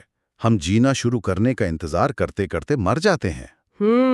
دوسری بڑی حکمت عملی ہے شکایت کرنا اور منفی سوچنا۔ ذہن کو مسائل بہت پسند ہیں۔ اچھا؟ جی، جب کوئی مسئلہ نہیں ہوتا تو وہ خود بنا لیتا ہے۔ لیکن مسائل تو حقیقی ہوتے ہیں نا؟ اگر کوئی مالی مشکل میں ہے یا بیمار ہے تو یہ تو ایک حقیقت ہے۔ یہاں ایک بہت باریک سا فرق سمجھنے کی ضرورت ہے۔ کتاب کہتی ہے کہ حال کے لمحے میں مسائل نہیں ہوتے۔ نہیں ہوتے؟ نہیں، حالات ہوتے ہیں، صورتحال ہوتی ہے جس سے نمٹنا ہوتا ہے۔ مسئلہ وہ تب بنتا ہے جب ہم اس صورتحال پر اپنا ایک ذہنی لیبل لگا دیتے ہیں۔ مطلب؟ اس کے بارے میں ایک کہانی بناتے ہیں اور اسے اپنی شناخت کا حصہ بنا لیتے ہیں۔ میرے ساتھ ہمیشہ ایسا ہی کیوں ہوتا ہے؟ یہ سوچ، یہ صورتحال کو ایک ذاتی مسئلے میں بدل دیتی ہے اور ہماری انا کو مضبوط کرتی ہے۔ واہ، یہ تو بالکل نیا زاویہ ہے۔ یعنی گاڑی کا خراب ہونا ایک صورتحال ہے۔ جی، لیکن یہ سوچنا کہ میری قسمت ہی خراب ہے، میری گاڑی ہمیشہ غلط وقت پر خراب ہوتی ہے، یہ سوچ اسے ایک مسئلہ بنا دیتی ہے۔ آپ نے بالکل صحیح پکڑا۔ اور یہ جو منفی توانائی ہے نا، یہ ذہن کو ایک جھوٹی شناخت دیتی ہے، ایک مظلوم کی شناخت، اس لیے وہ ان مسائل سے چمٹا رہتا ہے۔ یہ سوچنا ہی پریشان کن ہے کہ ہمارا اپنا ذہن ہمارے خلاف کام کر رہا ہے۔ اگر یہ ہماری ڈیفالٹ سیٹنگ ہے تو پھر اس چکر سے نکلنے کا راستہ کیا ہے؟ کیا یہی وہ موجودگی یعنی پریزنس کی حالت ہے جس کا ذکر کتاب میں ہے؟ بالکل، موجودگی ذہن کے اس کھیل کا واحد متبادل ہے، اور یہ سمجھنا بہت ضروری ہے کہ موجودگی کا مطلب زیادہ سوچنا یا مثبت سوچنا نہیں ہے۔ اچھا، بلکہ سوچ سے بلند ہو جانا ہے۔ یہ ہونے یعنی بینگ کی حالت ہے۔ یہ اپنے وجود کا ایک گہرا احساس ہے جو الفاظ اور شکلوں سے ماورا ہے۔ ہونا، یہ لفظ سننے میں بہت سادہ ہے، لیکن سمجھنا مشکل ہے۔ اس کا کیا مطلب ہے؟ اس کو سمجھنے کے لیے نا، کتاب میں ایک فقیر کی کہانی ہے۔ وہ 30 سال تک ایک پرانے صندوق پر بیٹھ کر بھیک مانگتا رہا۔ 30 سال تک؟ جی، ایک دن ایک اجنبی نے پوچھا، بھائی اس صندوق میں کیا ہے؟ فقیر نے کہا، کچھ نہیں، یہ تو بس ایک خالی صندوق ہے۔ اجنبی نے اصرار کیا کہ اسے کھول کر دیکھے۔ جب انہوں نے اسے کھولا تو وہ سونے سے بھرا ہوا تھا۔ وہ فقیر دولت کے خزانے پر بیٹھا تھا، لیکن باہر بھیک مانگ رہا تھا۔ اور اس کہانی کا سبق یہ ہے کہ ہم سب اس فقیر کی طرح ہیں۔ حقیقی خوشی، سکون اور دولت وہ ہمارے اندر، ہمارے ہونے کی حالت میں موجود ہے، لیکن ہم اسے باہر کی دنیا میں، مستقبل کی کامیابیوں میں تلاش کرتے رہتے ہیں۔ تو موجودگی اسی اندرونی خزانے سے جڑنے کا نام ہے؟ بالکل۔ یہ تو بہت خوبصورت تصور ہے، لیکن عملی طور پر اس تک پہنچا کیسے جائے؟ ذہن کی یہ مسلسل چلنے والی آواز، یہ کامنٹری تو کبھی بند ہی نہیں ہوتی۔ اس کا طریقہ ہے سوچنے والے کو دیکھنا۔ Watching the thinker? جی، واچنگ دا تھنکر۔ یہ ایک بہت طاقتور مشق ہے۔ اس کا مطلب ہے کہ اپنے ذہن میں چلنے والی آواز کو ایک غیر جانبدار گواہ بن کر سننا۔ صرف سننا؟ جی، اس پر کوئی لیبل نہ لگانا، اس سے لڑنا نہیں، بس اسے دیکھنا، جیسے آپ ٹریفک کو سڑک کے کنارے کھڑے ہو کر دیکھتے ہیں۔ یعنی اپنے ہی خیالات کا تماشائی بن جانا۔ اس سے کیا ہوگا؟ جیسے ہی آپ یہ کرنا شروع کرتے ہیں نا، ایک جادوئی چیز ہوتی ہے۔ آپ کو احساس ہوتا ہے کہ جو آواز سوچ رہی ہے وہ آپ نہیں ہے۔ میں نہیں ہوں۔ نہیں، بلکہ آپ وہ ہیں جو اس آواز کو سن رہا ہے۔ اس مشاہدے کے عمل سے آپ اپنے ذہن سے الگ ہو جاتے ہیں۔ خیالات آتے ہیں اور چلے جاتے ہیں، لیکن آپ یعنی آپ کا شعور وہی رہتا ہے۔ یہ سوچ سے بلند ایک ذہانت کو بیدار کرتا ہے۔ یہ تو ذہن کو بدل دینے والا خیال ہے کہ میرے اندر جو ہر وقت بولنے والا ہے وہ میں نہیں ہوں۔ لیکن کیا اس کے لیے کسی پہاڑ پر جا کر مراقبہ کرنا پڑے گا؟ میں اسے اپنی مصروف زندگی میں کیسے لا سکتی ہوں؟ یہی تو اس کتاب کی سب سے بڑی خوبصورتی ہے۔ آپ کو کہیں جانے کی ضرورت نہیں۔ اچھا، آپ اپنی روزمرہ کی زندگی کے ہر لمحے کو مراقبہ بنا سکتے ہیں۔ ٹولے کہتا ہے کہ اپنی توجہ کو اپنے کام پر پوری طرح مرکوز کر دیں۔ کوئی مثال دیں؟ مثال کے طور پر، جب آپ صبح اپنے دانت صاف کر رہی ہوں تو صرف دانت صاف کریں۔ ٹوتھ پیسٹ کا ذائقہ محسوس کریں، برش کی حرکت پر دھیان دیں، پانی کی آواز سنیں۔ اور اس دوران اگلے دن کی میٹنگ کے بارے میں نہ سوچیں؟ بالکل۔ جب آپ سیڑھیاں چڑھ رہی ہوں تو ہر قدم کو محسوس کریں۔ اپنے پٹھوں کی حرکت، اپنی سانس کی آمد و رفت پر توجہ دیں۔ جب آپ ہاتھ دھو رہی ہوں تو پانی کی ٹھنڈک اور صابن کی خوشبو کو محسوس کریں۔ یعنی جو بھی کر رہے ہیں بس وہی کریں، 100% توجہ کے ساتھ۔ جی، مقصد یہ ہے کہ آپ کے عمل کا نتیجہ اہم نہ رہے، بلکہ خود وہ عمل اہم ہو جائے۔ اس طرح آپ ذہن کے جال سے نکل کر حال کے لمحے میں آ جاتے ہیں، اور ہر چھوٹا کام ایک مقدس عمل بن جاتا ہے۔ اس کا مطلب تو یہ ہوا کہ ہم میں سے زیادہ تر لوگ، بے شمول میرے، اپنی زندگی ایک طرح کی نیند یا لاشعوری حالت میں گزار رہے ہیں۔ ہاں، اور کتاب اس لاشعوری حالت کی بھی 2 سطحیں بتاتی ہے۔ عام لاشعوری یعنی آرڈنری انکانشسنس، اور دوسری؟ اور گہری لاشعوری یعنی ڈیپ انکانشسنس۔ ان دونوں میں کیا فرق ہے؟ یہ جاننا دلچسپ ہوگا۔ عام لاشعوری زیادہ تر لوگوں کی معمولی حالت ہے۔ یہ ایک مستقل، ہلکے درجے کی بے چینی، बोरियत या अदम इत्मीनान की कैफियत है जो हर वक्त पस मंजर में चलती रहती है। पस मंजर में? जी, ये इतनी हल्की होती है कि हमें इसका एहसास भी नहीं होता। किताब में इसकी मिसाल एक एयर कंडीशनर के हल्के शोर से दी गई है। ये मिसाल बेहतरीन है। वो शोर हर वक्त मौजूद होता है और हम उसके इतने आदी हो जाते हैं कि हमें उसका एहसास तब होता है जब वो अचानक बंद हो जाए और एक खामोशी छा जाए। बिल्कुल। ये तो बिल्कुल सोशल मीडिया या न्यूज़ फीड की तरह है, एक मुस्तकिल हल्का सा तनाव जो हमें महसूस भी नहीं होता जब तक हम फोन बंद न कर दें। आपने बिल्कुल सही कहा। और इसी हल्की बेचैनी से बचने के लिए लोग हर तरह की चीजों में पनाह ढूंढते हैं। शराब, शॉपिंग, टीवी या हर वक्त खुद को मसरूफ रखना। जी, ताकि उन्हें उस अंदरूनी खालीपन का सामना न करना पड़े। ठीक है, ये तो हुई आम लाशोरी। तो फिर गहरी लाशोरी क्या है? ये सुनने में ज्यादा खतरनाक लग रही है। ये वो हालत है जब दर्द या दुख बहुत शदीद हो जाता है और इंसान पर पूरी तरह हावी हो जाता है। ये अक्सर तब होता है जब हमारा पुराना जमाशुदा जज्बाती दर्द, जिसे टोले पेन बॉडी कहता है, वो फाइल हो जाता है। Pen body? ये एक नया तस्वुर है। इसका क्या मतलब है? पेन बॉडी ना, हर इंसान के अंदर माजी के उन तमाम जज्बाती जख्मों का मजमुआ है जो पूरी तरह महसूस नहीं किए गए और माफ़ नहीं किए गए। ये एक तरह की नफ्सियाती तवानाई है जो हमारे जिस्म के खुलियों में कैद रहती है। तो जब कोई वाकया इसे मुतहर्रिक करता है, जी, जैसे किसी की कोई बात बुरी लग गई, तो ये पेन बॉडी बेदार हो जाती है और हमें अपने कब्जे में ले लेती है। अच्छा, तो ये वो लम्हात हैं जब इंसान गुस्से या दुख में बिल्कुल बेकाबू हो जाता है और बाद में कहता है कि मैं अपने आप में नहीं था। बिल्कुल वही। इस हालत में इंसान अपने दर्द की कठपुतली बन जाता है। उसकी सोच, उसके अल्फाज, उसके आमाल, सब कुछ उस दर्द से आलूदा हो जाता है। ये आम लाशौरी की हल्की बेचैनी से कहीं ज्यादा तकलीफ दे और तबाहकुन हालत है। तो अगर हम आज की गुफ्तगू को समेटें, हमारा जहन हमें हाल से दूर रखने के लिए नफ्सियाती वक्त का जाल बनता है। जी, और इसके लिए इंतजार करने और शिकायत करने जैसी चालें चलता है। उसका तोड़ मौजूदगी की हालत में है, जिसका मतलब सोच से बुलंद होकर होने के एहसास से जुड़ना है। सही। और इसका अमली तरीका है सोचने वाले को देखना और रोजमर्रा के कामों को पूरी तवज्जो से करना। और हमने ये भी जाना कि हम सब लाशौरी तौर पर या तो आम बेचैनी या फिर गहरे दर्द की हालतों में भटकते रहते हैं। आपने बेहतरीन खुलासा किया, और इन सब का ताल्लुक एक ही चीज से है, जहन के साथ मुकम्मल तौर पर जुड़े रहना। मौजूदगी की हालत को अपनी जिंदगी का मुस्तकिल हिस्सा बनाने का सबसे ताकतवर तरीका, जिसकी तरफ किताब इशारा करती है, वो है अपने जिस्म के साथ एक गहरा ताल्लुक कायम करना। जिस्म के साथ ताल्लुक? इसका क्या मतलब है? हम तो अपने जिस्म में ही रहते हैं। हम अपने जिस्म में रहते तो हैं, लेकिन उसे महसूस नहीं करते।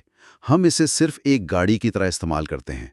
हाल में रहने की कुंजी अपने जिस्म को अंदर से महसूस करने में छुपी है। अंदर से महसूस करने में? जी, जब हम अपनी तवज्जो सोच से हटाकर अपने जिस्म की अंदरूनी तवानाई, जैसे अपने हाथों या पैरों में जिंदगी के एहसास पर लाते हैं, तो हम फौरी तौर पर जहन के शोर से निकलकर हाल के लम्हे में आ जाते हैं। ये बहुत ही दिलचस्प नुक्ता है। यानी असल रास्ता हमारे जिस्म के अंदर से ही गुजरता है। इस पर तो मजीद बात होनी चाहिए। जी बिल्कुल। तो अगली बार जब हम मिलेंगे, हम इसी मौजू की मजीद गहराई में जाएंगे और इनर बॉडी यानी अंदरूनी जिस्म के राजों को जानने की कोशिश करेंगे, और ये भी देखेंगे कि ये हमें हकीकी आज़ादी तक कैसे पहुंचा सकता है। कभी सोचा है कि हकीकी दौलत और सुकून क्या वो बाहर की दुनिया में है या हमारे अंदर? हम में से अक्सर लोग इसे नौकरी, रिश्तों या कामयाबियों में ढूंढते रहते हैं, ये सोचे बगैर कि शायद हम पहले से ही एक खजाने के ऊपर बैठे। बिल्कुल। एक आर्ट टोले अपनी किताब दी पावर ऑफ नाउ में इसी ख्याल को एक बहुत ही खूबसूरत मिसाल से समझाते हैं। आप तसव्वुर करें कि एक भिखारी है जो 30 साल से एक ही जगह पर एक पुराने से संदूक पर बैठकर भीख मांग रहा है। 30 साल तक एक ही जगह पर? जी, 30 साल।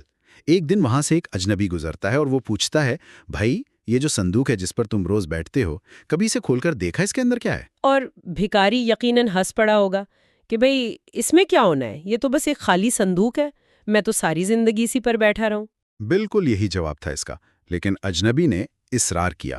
اس نے کہا، نہیں، ایک بار کھول کر تو دیکھو۔ تھوڑی ہچکچاہٹ کے بعد بھکاری نے ہمت کی اور صندوق کا ڈھکن کھولا، اور بس اس کی آنکھیں کھلی کی کھلی رہ گئی۔ وہ صندوق سونے سے بھرا ہوا تھا۔ واہ! اور ٹولے کہتے ہیں کہ ہم سبھی وہ بھکاری ہیں۔ ہم خوشی اور سکون کی بھیک باہر کی دنیا سے مانگتے ہیں، جبکہ ہماری اپنی ذات کا صندوق ان خزانوں سے بھرا پڑا ہے، لیکن ہم نے کبھی اسے کھول کر دیکھنے کی زحمت ہی نہیں کی۔ اور آج کی ہماری گفتگو کا مقصد اسی صندوق کو کھولنے کا طریقہ سیکھنا ہے۔ ہم ایک آرٹ ٹولے کے فراہم کردہ مواد کی گہرائی میں اتریں گے، یہ سمجھنے کے لیے کہ ذہن کے اس متواتر شور سے نکل کر اپنے اندر کے خزانے سے کیسے جڑا جائے۔ آج ہم خاص طور پر 3 راستوں پر بات کریں گے۔ پہلا، اپنے باطنی جسم کی زندگی کو محسوس کرنا۔ اچھا۔ دوسرا، یہ جاننا کہ یہ اندرونی آگاہی ہمارے بڑھاپے کے عمل پر کیسے اثر انداز ہو سکتی ہے۔ اور تیسرا، اپنے ارد گرد موجود خاموشی اور خلا کو روحانیت کے دروازوں کے طور پر پہچاننا۔ ٹھیک ہے، تو آئیے اس صندوق کو کھولنے کی کوشش کرتے ہیں۔ سب سے پہلا راستہ ہے باطنی جسم۔ یہ سننے میں تھوڑا عجیب لگتا ہے۔ جب ہم جسم کی بات کرتے ہیں تو گوشت، پوسٹ، ہڈیاں ذہن میں آتی ہیں۔ یہ باطنی جسم کیا چیز ہے؟ یہ ہمارے ظاہری جسم سے کہیں زیادہ گہری چیز ہے۔ باطنی جسم سے مراد ہمارے جسم کے اندر ہر وقت بہنے والی زندگی کی توانائی ہے۔ زندگی کی توانائی؟ جی، وہ ایک غیر مرئی توانائی کا میدان ہے جو ہمارے ہر خلیے کو، ہر عضو کو زندگی دے رہا ہے۔ یہ کوئی فلسفیانہ بات نہیں ہے، یہ ایک حقیقی احساس ہے جسے ہم سب محسوس کر سکتے ہیں۔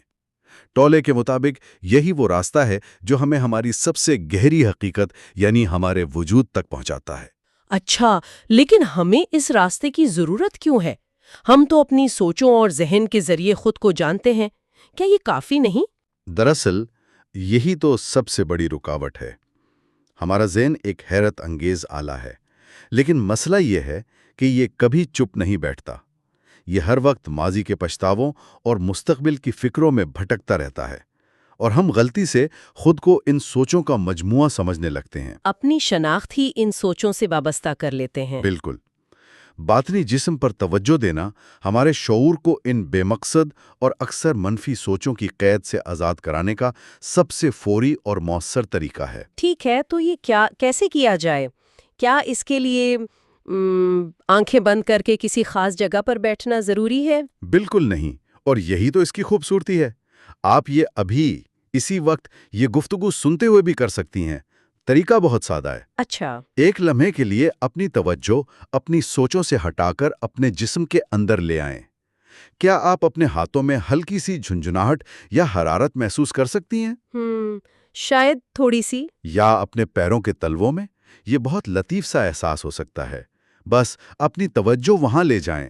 یہ کوئی تصوراتی چیز نہیں، یہ ایک حقیقی احساس ہے۔ یعنی اس کا مطلب یہ ہے کہ اگر کوئی کام پر ایک مشکل میٹنگ سے پہلے صرف 30 سیکنڈ کے لیے اپنی توجہ اپنے ہاتھوں میں موجود توانائی پر لے آئے تو وہ اس میٹنگ کو زیادہ پرسکون طریقے سے ہینڈل کر سکتا ہے۔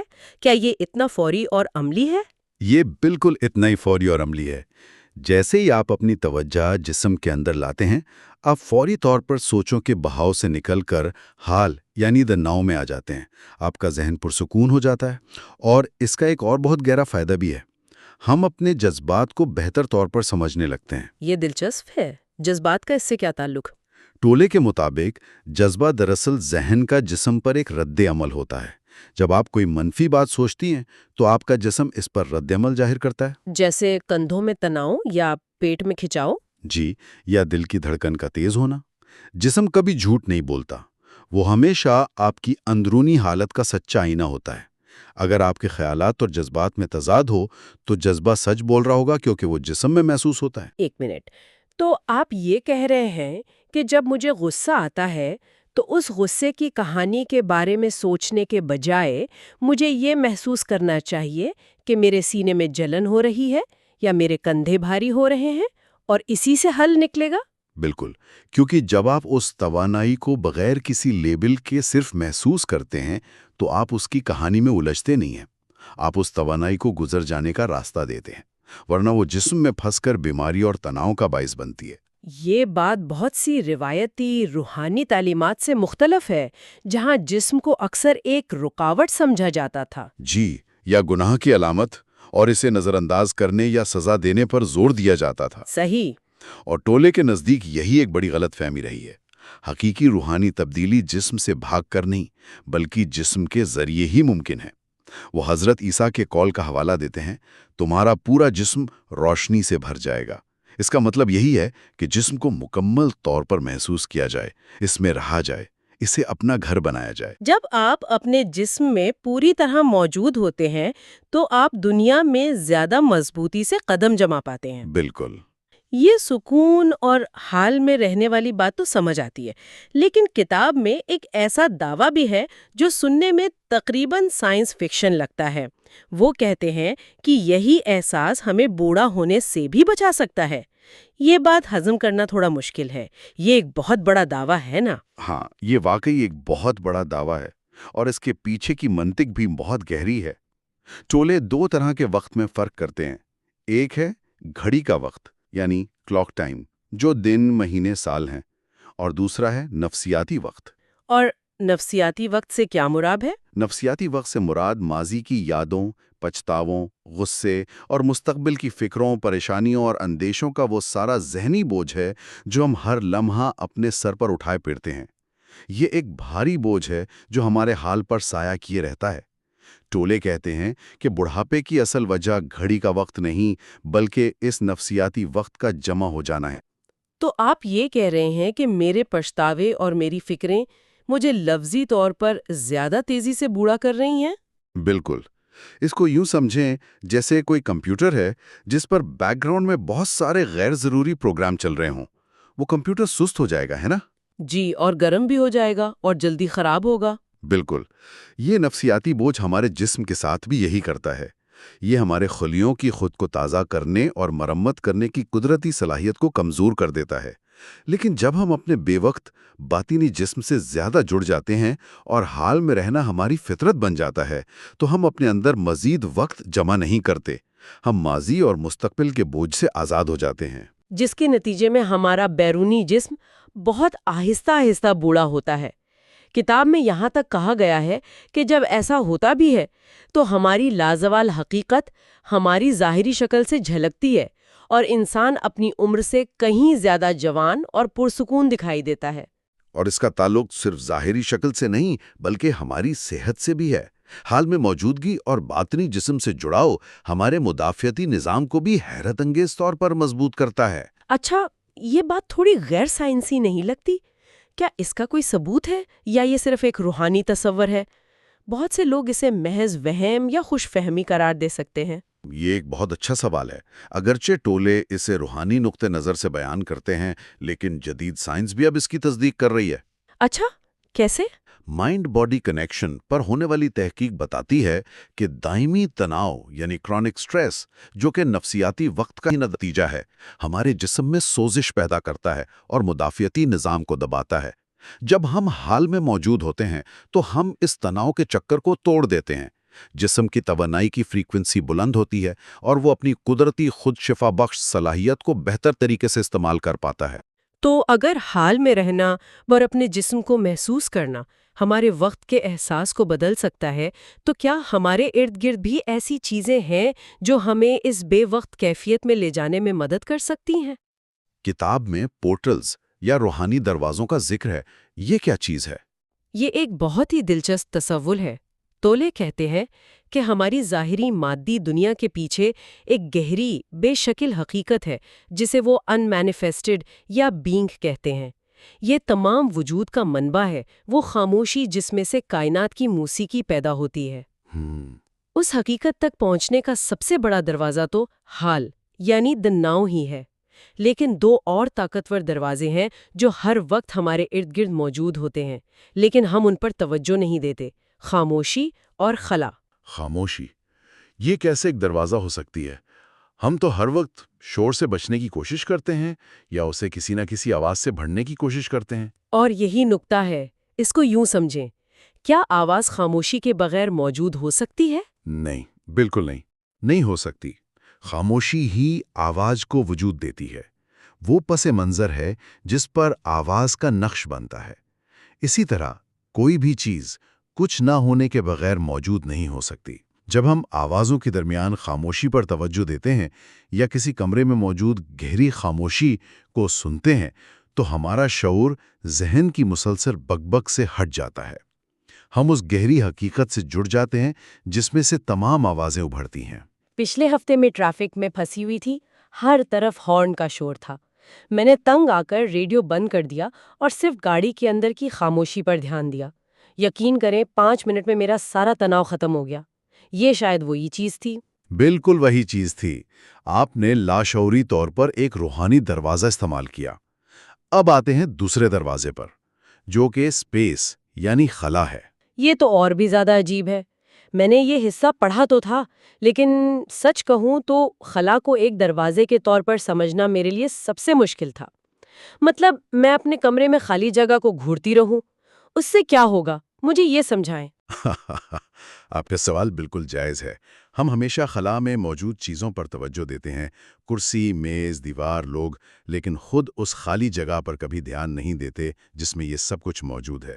ٹوٹلے ہمیں یاد دلاتے ہیں کہ جدید طبیعت کے مطابق جسے ہم ٹھوس مادہ سمجھتے ہیں وہ تقریباً 99.99% خالی جگہ ہے۔ واہ جی، ہر ایٹم کے اندر بھی زیادہ تر خالی جگہ ہی ہے۔ بدھ مت کے قدیم متن ہارٹ سوترا کا وہ مشہور قول یاد آ رہا ہے، شکل خالی پن ہے، خالی پن ہی شکل ہے۔ بالکل وہی بات ہے۔ اب اس کا تعلق اپنی اندرونی حقیقت سے جوڑیں۔ ہمارے ذہن کی سوچیں، ہمارے جذبات، ہماری یادیں، یہ سب خلا میں موجود اشیاء کی طرح ہیں۔ یہ آتی ہیں اور چلی جاتی ہیں، اور وہ شعور جس میں یہ سب سوچیں ابھرتی اور غائب ہوتی ہیں وہ اس خلا کی طرح ہیں۔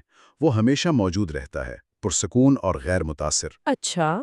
جب ہم اپنے ارد گرد کمرے میں موجود خالی جگہ پر دھیان دیتے ہیں تو ہم خود بخود اپنے ذہن کی اس اندرونی خالی جگہ یعنی خالص شعور سے آگاہ ہو جاتے ہیں۔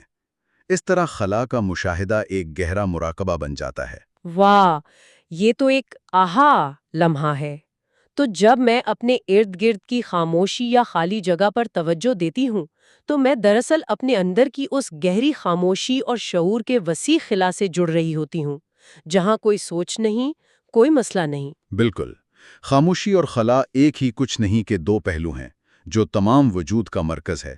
یہ مشقیں ہمیں یہ احساس دلاتی ہیں کہ ہم صرف اپنے خیالات، جذبات اور جسم نہیں ہیں، بلکہ ہم وہ شعور ہیں جس میں یہ سب کچھ رونما ہو رہا ہے، اور اس احساس میں بے پناہ آزادی اور سکون ہے۔ تو آج کی گفتگو کا خلاصہ یہ ہے کہ ہم نے بھکاری کی کہانی سے بات شروع کی تھی جو اپنے خزانے سے بے خبر تھا، اور ہم نے جانا کہ وہ خزانہ ہمارے باطنی جسم کی آگاہی میں چھپا ہے۔ اسے محسوس کرنا ہمیں فوری طور پر ذہن کے شور سے نکال کر حال کے سکون میں لے آتا ہے۔ اور یہ تعلق نہ صرف ذہنی سکون بخشتا ہے بلکہ نفسیاتی وقت کے بوجھ کو ختم کر کے ہمارے جسم کو صحت مند رکھتا ہے اور عمر بڑھنے کے عمل کو بھی سست کر سکتا ہے۔ اور آخر میں ہم نے یہ سیکھا کہ خاموشی اور خلا جیسی عام چیزیں جنہیں ہم اکثر نظر انداز کر دیتے ہیں، دراصل اس گہری بے وقت حقیقت تک پہنچنے کے طاقتور دروازے ہیں۔ تو ہم نے اپنے ہاتھوں میں توانائی محسوس کرنے جیسے چھوٹے سے عمل سے بات شروع کی تھی اور کائنات کی بناوٹ تک پہنچ گئے، اس خالی پن تک جس سے ہر چیز جنم لیتی ہے۔ یہ واقعی ایک گہرا سفر ہے۔ اور یہاں ایک آخری گہری سوچ ہے جسے سننے والوں کے لیے چھوڑتے ہیں۔ کتاب کے مطابق اس دنیا کا حتمی مقصد دنیا کے اندر نہیں بلکہ اس سے ماورا ہونے میں ہے۔ یہ کائنات اور ہم سب اس لیے موجود ہیں تاکہ وہ بے شکل لازوال حقیقت جسے ہم بینگ کہتے ہیں خود کو اس مادی دنیا کے ذریعے جان سکے۔ واہ، اس کا مطلب تو یہ ہوا کہ ہر انسان کا شعوری سفر، اس کا اپنے ذہن کے شور سے نکل کر حال میں آنا ایک کائناتی اہمیت رکھتا ہے۔ جیسا کہ ٹولے کہتے ہیں، آپ اتنے اہم ہیں۔ بالکل، ہر بار جب ہم اپنے ذہن کی قید سے نکل کر حال میں موجود ہوتے ہیں تو ہم صرف اپنا ہی نہیں بلکہ پوری کائنات کا مقصد پورا کر رہے ہوتے ہیں۔ آپ اس کائنات کا وہ حصہ ہیں جس کے ذریعے کائنات خود کو جان رہی ہے۔ یہ ایک بہت خوبصورت اور طاقتور سوچ ہے، اور اسی سکون کو اپنی زندگی کے دوسرے حصوں میں کیسے لایا جائے، خاص طور پر رشتوں میں، یہ ایک بڑا چیلنج ہے۔ آئندہ گفتگو میں ہم اسی سکون کو رشتوں میں تلاش کرنے اور تسلیم و رضا یعنی سرنڈر کے گہرے مفہوم پر بات کریں گے۔ آج ہم اس سیریز کو سمیٹیں گے اور کتاب کے کچھ سب سے گہرے اور شاید سب سے مشکل اسباق پر بات کریں گے۔ جی، اور یہ وہ اسباق ہیں جو اصل میں سب کچھ بدل سکتے ہیں اگر ہم انہیں واقعی سمجھ لیں۔ بالکل، ہم سب اپنی زندگی میں خاص طور پر اپنے رشتوں میں ایک عجیب سی کشمکش محسوس کرتے ہیں، ہے نا؟ کبھی سب کچھ بہترین لگتا ہے اور کبھی وہی تعلق شدید تکلیف کا باعث بن جاتا ہے۔ ایک محبت اور نفرت کا چکر سا لگتا ہے۔ جی وہی، ایکارٹ ٹولے کہتے ہیں کہ یہ مسئلہ رشتے کا نہیں بلکہ ہمارے ذہن کا ہے۔ آج ہم اسی گتھی کو سلجھانے کی کوشش کریں گے اور دیکھیں گے کہ کتاب اس سے نکلنے کا کیا راستہ بتاتی ہے۔ اور یہ راستہ ہمارے سب سے قریبی رشتوں سے ہی شروع ہوتا ہے۔ اچھا۔ کتاب کا ایک بہت ہی آپ کہہ سکتے ہیں چونکا دینے والا آئیڈیا یہ ہے کہ زیادہ تر رومانوی تعلقات جنہیں ہم خوشی کا ذریعہ سمجھتے ہیں، جی، وہ دراصل انا کی تسکین کا ایک ذریعہ ہوتے ہیں اور اسی لیے وہ اتنے تکلیف دہ بن جاتے ہیں۔ یہ تو بہت بڑی بات ہے۔ مطلب جو محبت ہم محسوس کر رہے ہوتے ہیں وہ اصل میں محبت نہیں ہوتی؟ ٹولے کے مطابق اکثر نہیں، اکثر وہ انا کی ضرورت ہوتی ہے۔ انا کی ضرورت؟ جی، انا خود کو نامکمل محسوس کرتی ہے، ایک خلا محسوس کرتی ہے۔ اسے لگتا ہے کہ کوئی دوسرا شخص آ کر اس خلا کو بھر دے گا۔ اچھا۔ جب تک ہمارا ساتھی ہماری توقعات پوری کرتا رہتا ہے ہمیں خوشی اور محبت کا احساس ہوتا ہے، لیکن جیسے ہی وہ کوئی ایسی بات کرتا ہے یا کرتا ہے جو ہماری انا کی تصویر سے میل نہیں کھاتی، تو وہ سارا ڈھانچہ گر جاتا ہے۔ بالکل، اور پھر وہی شخص جسے ہم اپنی خوشی کی وجہ سمجھ رہے تھے اچانک اپنے درد کی وجہ لگنے لگتا ہے۔ جی، اور پھر الزام تراشی، شکایات اور جذباتی ڈرامے کا ایک نہ ختم ہونے والا سلسلہ شروع ہو جاتا ہے۔ انا کہتی ہے تم نے مجھے دکھ پہنچایا، جبکہ حقیقت یہ ہے کہ اس شخص نے صرف ہمارے اندر پہلے سے موجود درد کو چھیڑا ہے۔ بالکل، اس نے صرف اسے متحرک کیا ہے۔ یہ محبت نفرت کا چکر اسی انا کی وجہ سے چلتا ہے۔ تو اس کا حل کیا ہے؟ کیا ہم رشتے بنانا چھوڑ دیں؟ کتاب یہاں ایک بہت ہی انقلابی بات کہتی ہے۔ اگر آپ یہ تسلیم کر لیں کہ رشتہ آپ کو خوش کرنے کے لیے نہیں بلکہ آپ کو باشعور یعنی کانشیس بنانے کے لیے ہے، تو وہی رشتہ آپ کے لیے نجات کا ذریعہ بن جائے گا۔ یہ بات ہضم کرنا تھوڑی مشکل ہے۔ یہ واقعی ایک بہت بڑا ذہنی شفٹ ہے۔ اس کا مطلب ہے کہ آپ اپنے رشتے کو ایک روحانی مشق کے طور پر دیکھنا شروع کر دیں، اسپرچول پریکٹس۔ روحانی مشق؟ جی، آپ کا ساتھی آپ کا آئینہ بن جاتا ہے۔ جب وہ کوئی ایسا کام کرتا ہے جو آپ کے اندر شدید رد عمل پیدا کرتا ہے تو اس پر حملہ کرنے کے بجائے آپ اس موقع کو اپنے اندر جھانکنے کے لیے استعمال کرتے ہیں۔ آپ یہ دیکھتے ہیں کہ میرے اندر یہ شدید غصہ، یہ جلن، یہ درد، یہ کہاں سے آ رہا ہے؟ بالکل۔ یہ ٹکا رہے کہ یہ مجھے باشعور بنا رہا ہے۔ کتاب اس لائن کو کہاں کھینچتی ہے؟ یہ ایک بہت ہی اہم سوال ہے اور ٹولے یہاں بہت واضح ہیں۔ باشعور ہونے کا مطلب غیر فعال ہونا یا بدسلوکی برداشت کرنا ہرگز نہیں ہے۔ اچھا؟ بلکہ اس کا الٹ ہے۔ جب آپ باشعور ہوتے ہیں تو آپ بہت واضح طور پر دیکھ سکتے ہیں کہ صورتحال کیا ہے۔ آپ رد عمل کے بجائے ایک پرسکون اور واضح ذہن کے ساتھ عمل کرتے ہیں۔ تو ہو سکتا ہے کہ آپ کا باشعور عمل یہ ہو کہ آپ اپنے ساتھی سے کھل کر بات کریں یا یہ کہ آپ اس رشتے کو چھوڑ دیں۔ جی، لیکن یہ فیصلہ خوف یا غصے کی بنیاد پر نہیں ہوگا بلکہ ایک گہری سچائی کے احساس پر مبنی ہوگا۔ اچھا، تو اصل بات رد عمل یعنی ری ایکشن اور عمل یعنی ایکشن کا فرق ہے۔ جی، جب آپ کا ساتھی غیر شعوری رویہ دکھائے تو آپ اس کے ڈرامے کا حصہ بننے کے بجائے اس لمحے میں حاضر رہیں۔ اور جب آپ ایسا کرتے ہیں تو ایک معجزہ ہوتا ہے نا؟ بالکل، آپ کے حاضر رہنے سے، آپ کے رد عمل نہ دینے سے، آپ کے ساتھی کی انا کو وہ توانائی نہیں ملتی جس کی اسے ضرورت ہوتی ہے۔ آپ اس منفی چکر کو توڑ دیتے ہیں۔ یعنی تبدیلی ایک شخص سے شروع ہو سکتی ہے؟ ہمیشہ ایک شخص سے ہی شروع ہوتی ہے۔ شعور ہمیشہ ایک فرد کے ذریعے ہی دنیا میں داخل ہوتا ہے۔ یہ بات تو بہت گہری ہے کہ رشتے خوشی کے لیے نہیں ہیں، لیکن اگر خوشی مقصد نہیں تو پھر ہم زندگی میں کیا تلاش کر رہے ہیں؟ ہم سب خوش ہونا چاہتے ہیں۔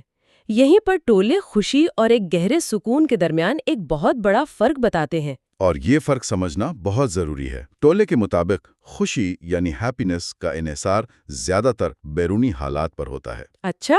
پروموشن مل گئی تو خوش، موسم اچھا ہے تو خوش، کسی نے تعریف کر دی تو خوش۔ یہ ایک سطحی اور عارضی کیفیت ہے جو حالات کے بدلتے ہی غائب ہو جاتی ہے۔ جی، اور حالات تو ہمیشہ بدلتے رہتے ہیں۔ اس کا مطلب ہے کہ اگر ہماری خوشی ان پر منحصر ہے تو ہم ہمیشہ ایک رولر کوسٹر پر سوار رہیں گے۔ بالکل۔ دوسری طرف ہے اندرونی سکون۔ انر پیس۔ یہ غیر مشروط ہے۔ اس کا انحصار اس بات پر نہیں کہ باہر کیا ہو رہا ہے، یہ جو ہے یعنی واٹ از کو مکمل طور پر قبول کرنے سے پیدا ہوتا ہے، چاہے وہ لمحہ ہماری آنا کے لیے اچھا ہو یا برا۔ لیکن یہ کیسے ممکن ہے؟ اگر کسی کے ساتھ کوئی بری چیز ہو جیسے کوئی بیماری یا مالی نقصان تو وہ اس میں سکون کیسے محسوس کر سکتا ہے؟ یہ تو غیر فطری لگتا ہے۔ کتاب کہتی ہے کہ ہم اکثر یہ فیصلہ کرنے کی صلاحیت ہی نہیں رکھتے کہ ہمارے لیے کیا واقعی اچھا ہے اور کیا برا۔ ہماری نظر بہت محدود ہے۔ جی، بعض اوقات سب سے بڑی ناکامیاں، سب سے گہرے دکھ ہمارے لیے سب سے بڑے استاد ثابت ہوتے ہیں۔ وہ ہمیں وہ گہرائی، عاجزی اور ہمدردی سکھاتے ہیں جو کامیابی کبھی نہیں سکھا سکتی۔ تو سکون کا مطلب یہ نہیں کہ آپ کو دکھ محسوس نہیں ہوتا، بلکہ یہ کہ آپ اس دکھ کے خلاف ذہنی مزاحمت نہیں کرتے، آپ اسے اس لمحے کی حقیقت کے طور پر قبول کرتے ہیں۔ کتاب میں اس حوالے سے زین ماسٹر بنزان کی ایک بہت دلچسپ کہانی ہے، کیا آپ وہ بتا سکتے ہیں؟ ضرور۔ بنزان ایک دن بازار سے گزر رہے تھے۔ انہوں نے ایک کسائی کو ایک گاہک سے بات کرتے سنا۔ گاہک نے کہا، مجھے گوشت کا سب سے اچھا ٹکڑا دو۔ کسائی نے جواب دیا، میرے پاس گوشت کا ہر ٹکڑا بہترین ہے۔ یہ ایک سادہ سا جملہ تھا، لیکن اسے سن کر بنزان روشن خیال ہو گئے۔ ایک منٹ، کسائی کی ایک بات سن کر وہ روشن خیال ہو گئے، یہ کیسے کام کرتا ہے؟ کیونکہ اس ایک جملے میں انہوں نے حقیقت کی مکمل قبولیت کا راز دیکھ لیا۔ اچھا۔ کسائی یہ نہیں کہہ رہا تھا کہ یہ ٹکڑا اس سے بہتر ہے، وہ کہہ رہا تھا کہ جو کچھ بھی اس لمحے میں موجود ہے وہی بہترین ہے۔ یعنی جب آپ حال کے لمحے کو جو کچھ بھی وہ لاتا ہے بغیر کسی لیبل کے قبول کر لیتے ہیں تو ہر لمحہ بہترین ہوتا ہے۔ جی، اچھا یا برا آپ کے ذہن کا فیصلہ ہے، حقیقت بس ہے، اور اس ہونے کی کیفیت کو قبول کرنے میں ہی سکون ہے۔ سب کچھ ہماری مرضی کے مطابق ہو، بلکہ اس بات میں ہے کہ جو ہو رہا ہے ہم اس کے ساتھ ذہنی جنگ بند کر دیں۔ بالکل، کتاب اسے ایک گہری جھیل کی مثال سے سمجھاتی ہے۔ اچھا۔ سطح پر لہریں اٹھتی رہتی ہیں، کبھی حالات اچھے کبھی برے، یہ زندگی کا اتار چڑھاؤ ہے، لیکن جھیل کی گہرائی میں ہمیشہ سکون اور خاموشی ہوتی ہے۔ اور جب آپ اس گہرے سکون سے جڑ جاتے ہیں تو سطح کی لہریں آپ کو خوفزدہ نہیں کرتیں۔ آپ کی شناخت ان لہروں سے نہیں ہوتی۔ اور کتاب کے مطابق اسی کیفیت سے حقیقی ہمدردی یعنی کمپیشن پیدا ہوتی ہے۔ جی، کیونکہ جب آپ اچھائی اور برائی کے ذہنی تصورات سے آگے نکل جاتے ہیں تو آپ تمام مخلوقات میں خود کو دیکھتے ہیں۔ آپ ان کے درد اور ان کی خوشی کو ایک گہری سطح پر محسوس کرتے ہیں، کیونکہ آپ جانتے ہیں کہ ہم سب ایک ہی زندگی کا حصہ ہیں۔ یہ جو ہے کو قبول کرنے کا آئیڈیا ہے، یہ مجھے کتاب کے سب سے مرکزی اور طاقتور سبق کی طرف لے جاتا ہے، اور شاید سب سے زیادہ غلط سمجھے جانے والے سبق کی طرف بھی۔ وہ ہے سرنڈر یا تسلیم و رضا۔ جب ہم یہ لفظ سنتے ہیں تو ذہن میں ہار ماننا، کمزوری یا بے عملی کا خیال آتا ہے۔ اور ٹولے کہتے ہیں کہ یہ اس کا بالکل الٹ ہے۔ تسلیم و رضا بے عملی نہیں بلکہ ایک انتہائی فعال اور ذہانت بھرا عمل ہے۔ اچھا۔ اس کا مطلب ہے حال کے لمحے کے خلاف اندرونی مزاحمت کو ختم کرنا۔ جو چیز آپ کو تھکا دیتی ہے اور کمزور کرتی ہے وہ بیرونی حالات نہیں بلکہ ان حالات کے خلاف آپ کی ذہنی جنگ ہے۔ چلیں اسے ایک عملی مثال سے سمجھتے ہیں۔ فرض کریں میں ایک بہت بڑے ٹریفک جیم میں پھنسی ہوئی ہوں اور مجھے ایک انتہائی ضروری میٹنگ کے لیے دیر ہو رہی ہے۔ میرا دل تیزی سے دھڑک رہا ہے، مجھے ہر کار پر، ہر شخص پر غصہ آ رہا ہے، میں بے بسی محسوس کر رہی ہوں۔ اس صورتحال میں سرنڈر کرنے کا کیا مطلب ہوگا؟ یہ ایک بہترین مثال ہے۔ اس صورتحال میں زیادہ تر لوگ کیا کرتے ہیں؟ وہ ذہنی طور پر چیختے ہیں، ایسا نہیں ہونا چاہیے، مجھے یہاں نہیں ہونا چاہیے، یہ ٹریفک کب ختم ہوگا؟ جی یہی ہوتا ہے۔ ہونا شروع کر دیں۔ اس کا مطلب یہ ہے کہ آپ سب سے پہلے اس حقیقت کو تسلیم کریں کہ اس لمحے मैं ट्रैफिक जाम में हूं। ठीक है। ये हकीकत है। इससे लड़ने का कोई फायदा नहीं। ये है अंदरूनी कबूलियत। ठीक है, मैंने मान लिया कि मैं ट्रैफिक में हूँ। अब क्या क्या बस बैठी रहूं? नहीं, अब अगला कदम आता है। कबूलियत के बाद आप खुद से पूछते हैं, क्या इस सूरत हाल में मैं कुछ कर सकती हूं? अच्छा। आपका जहन अब घबराहट और गुस्से से आज़ाद है, तो वो ज़्यादा वाज़ेह तौर पर काम करेगा। शायद आप उस शख्स को फ़ोन करके बता सकते हैं कि आपको देर हो जाएगी। शायद आप कोई मुतबादिल रास्ता देख सकते हैं। और अगर मैं कुछ नहीं कर सकती? तो फिर आप उस लम्हे को मज़ीद गहराई में जाने के लिए इस्तेमाल करते हैं। आप अपनी सांसों पर तवज्जो देते हैं। आप अपने इर्द गिर्द की आवाज़ें सुनते हैं। आप उस लम्हे में मुकम्मल तौर पर हाजिर हो जाते हैं। आप उस लम्हे को अपना दोस्त बना लेते हैं, दुश्मन नहीं। बिल्कुल, यही सरेंडर है। ये हार मानना नहीं, बल्कि हकीकत के साथ हम आहंग होकर जहानत से काम करना है। किताब में इसके लिए एक बहुत खूबसूरत मिसाल दी गई है, वो टॉर्च वाली। जी, वो मेरी पसंदीदा मिसालों में से एक है। टोले कहते हैं, तसव्वुर करें कि आप रात को एक घने कोहरे में चल रहे हैं। आपके हाथ में एक बहुत ताकतवर टॉर्च है। कोहरा आपकी जिंदगी के हालात हैं, माजी की यादें, मुस्तकबिल की फिक्रें, वो हमेशा मौजूद रहते हैं। ठीक है। टॉर्च आपकी शौहरी मौजूदगी यानी कॉन्शियस प्रेजेंस है, और टॉर्च की रोशनी से जो छोटा सा दायरा आपके कदमों के पास बनता है, वो अब यानी हाल का लम्हा है, द नाउ। और आप गहरे से लड़ने की कोशिश नहीं करते। आप नहीं कर सकते, ये बेवकूफ़ी होगी। आप सिर्फ उस रोशन दायरे में जो आपके पास है अपना अगला कदम रखते हैं। और जैसे ही आप आगे बढ़ते हैं, रोशनी भी आपके साथ आगे बढ़ती है। जी, सरेंडर का मतलब है कि अपनी पूरी तवज्जो उस रोशन दायरे पर मरकूज रखना और वहीं से अमल करना, ना कि कहरे के बारे में परेशान होना। ये बहुत ताकतवर है। तो जो चीज़ आना के लिए कमज़ोरी है, यानी हालात के सामने झुक जाना, वही दरअसल हमारी असल ताकत है। बिल्कुल, क्योंकि जब आप मुज़ाहमत करते हैं तो आप जिंदगी की तवानाई के खिलाफ काम कर रहे होते हैं, आप तन्हा होते हैं। लेकिन जब आप सरेंडर करते हैं तो आप खुद को एक बड़ी ताकत, हस्ती या जिंदगी के भाव से जोड़ लेते हैं। आप खुद को बदलते हैं, और जब आप बदलते हैं तो आपकी पूरी दुनिया बदल जाती है। जी, क्योंकि दुनिया आपकी अंदरूनी कैफियत का सिर्फ एक अक्स है। तो आज जो हमने तीनों मौज़ूआत पर बात की, रोशन ख्याल रिश्ते, हकीकी सुकून और तस्लीम और रज़ा, ये सब एक ही जगह आकर मिलते हैं। कहाँ? हाल के लम्हे को मुकम्मल तौर पर कबूल करने में। बिल्कुल, और दिलचस्प बात यह है कि ये तीनों तसव्वुरात एक ही जाल को, अना के जाल को, तीन मुख्तलिफ जावियों से काटते हैं। अच्छा, ये कैसे? देखें, रिश्तों में आना तवक्कुआत बनाती है और ड्रामा पैदा करती है। जिंदगी में आना हालात पर अच्छा और बुरा का लेबल लगाती है, जिससे हमारा सुकून छिन जाता है। और बहरान के वक्त ऐना मुज़ाहमत करती है और हमें तकलीफ में मुब्तला रखती है। जी, तो तस्लीम और रज़ा यानी सरेंडर दरअसल ऐना को बाईपास करने का एक मास्टर टूल है, चाहे मसला किसी दूसरे इंसान से हो या हालात से। तो ये सिर्फ अलग अलग फ़लसफ़े नहीं हैं, बल्कि एक ही मसले का एक जामे हल है। जी, ये एक अमली रास्ता है जिसे हर लम्हे अपनाया जा सकता है। एक रोशन ख्याल रिश्ता हाल को तस्लीम किए बगैर मुमकिन नहीं। हकीकी सुकून जो है को तस्लीम करने का ही नतीजा है, और तस्लीम और रज़ा वो चाबी है जो इन दोनों दरवाजों को खोलती है। और इसी के साथ हम इकार टोले की द पावर ऑफ नाउ पर अपनी सीरीज के इख्तिताम पर पहुंचते हैं। ये किताब वाकई जिंदगी को देखने का एक नया जाविया फराहम करती है।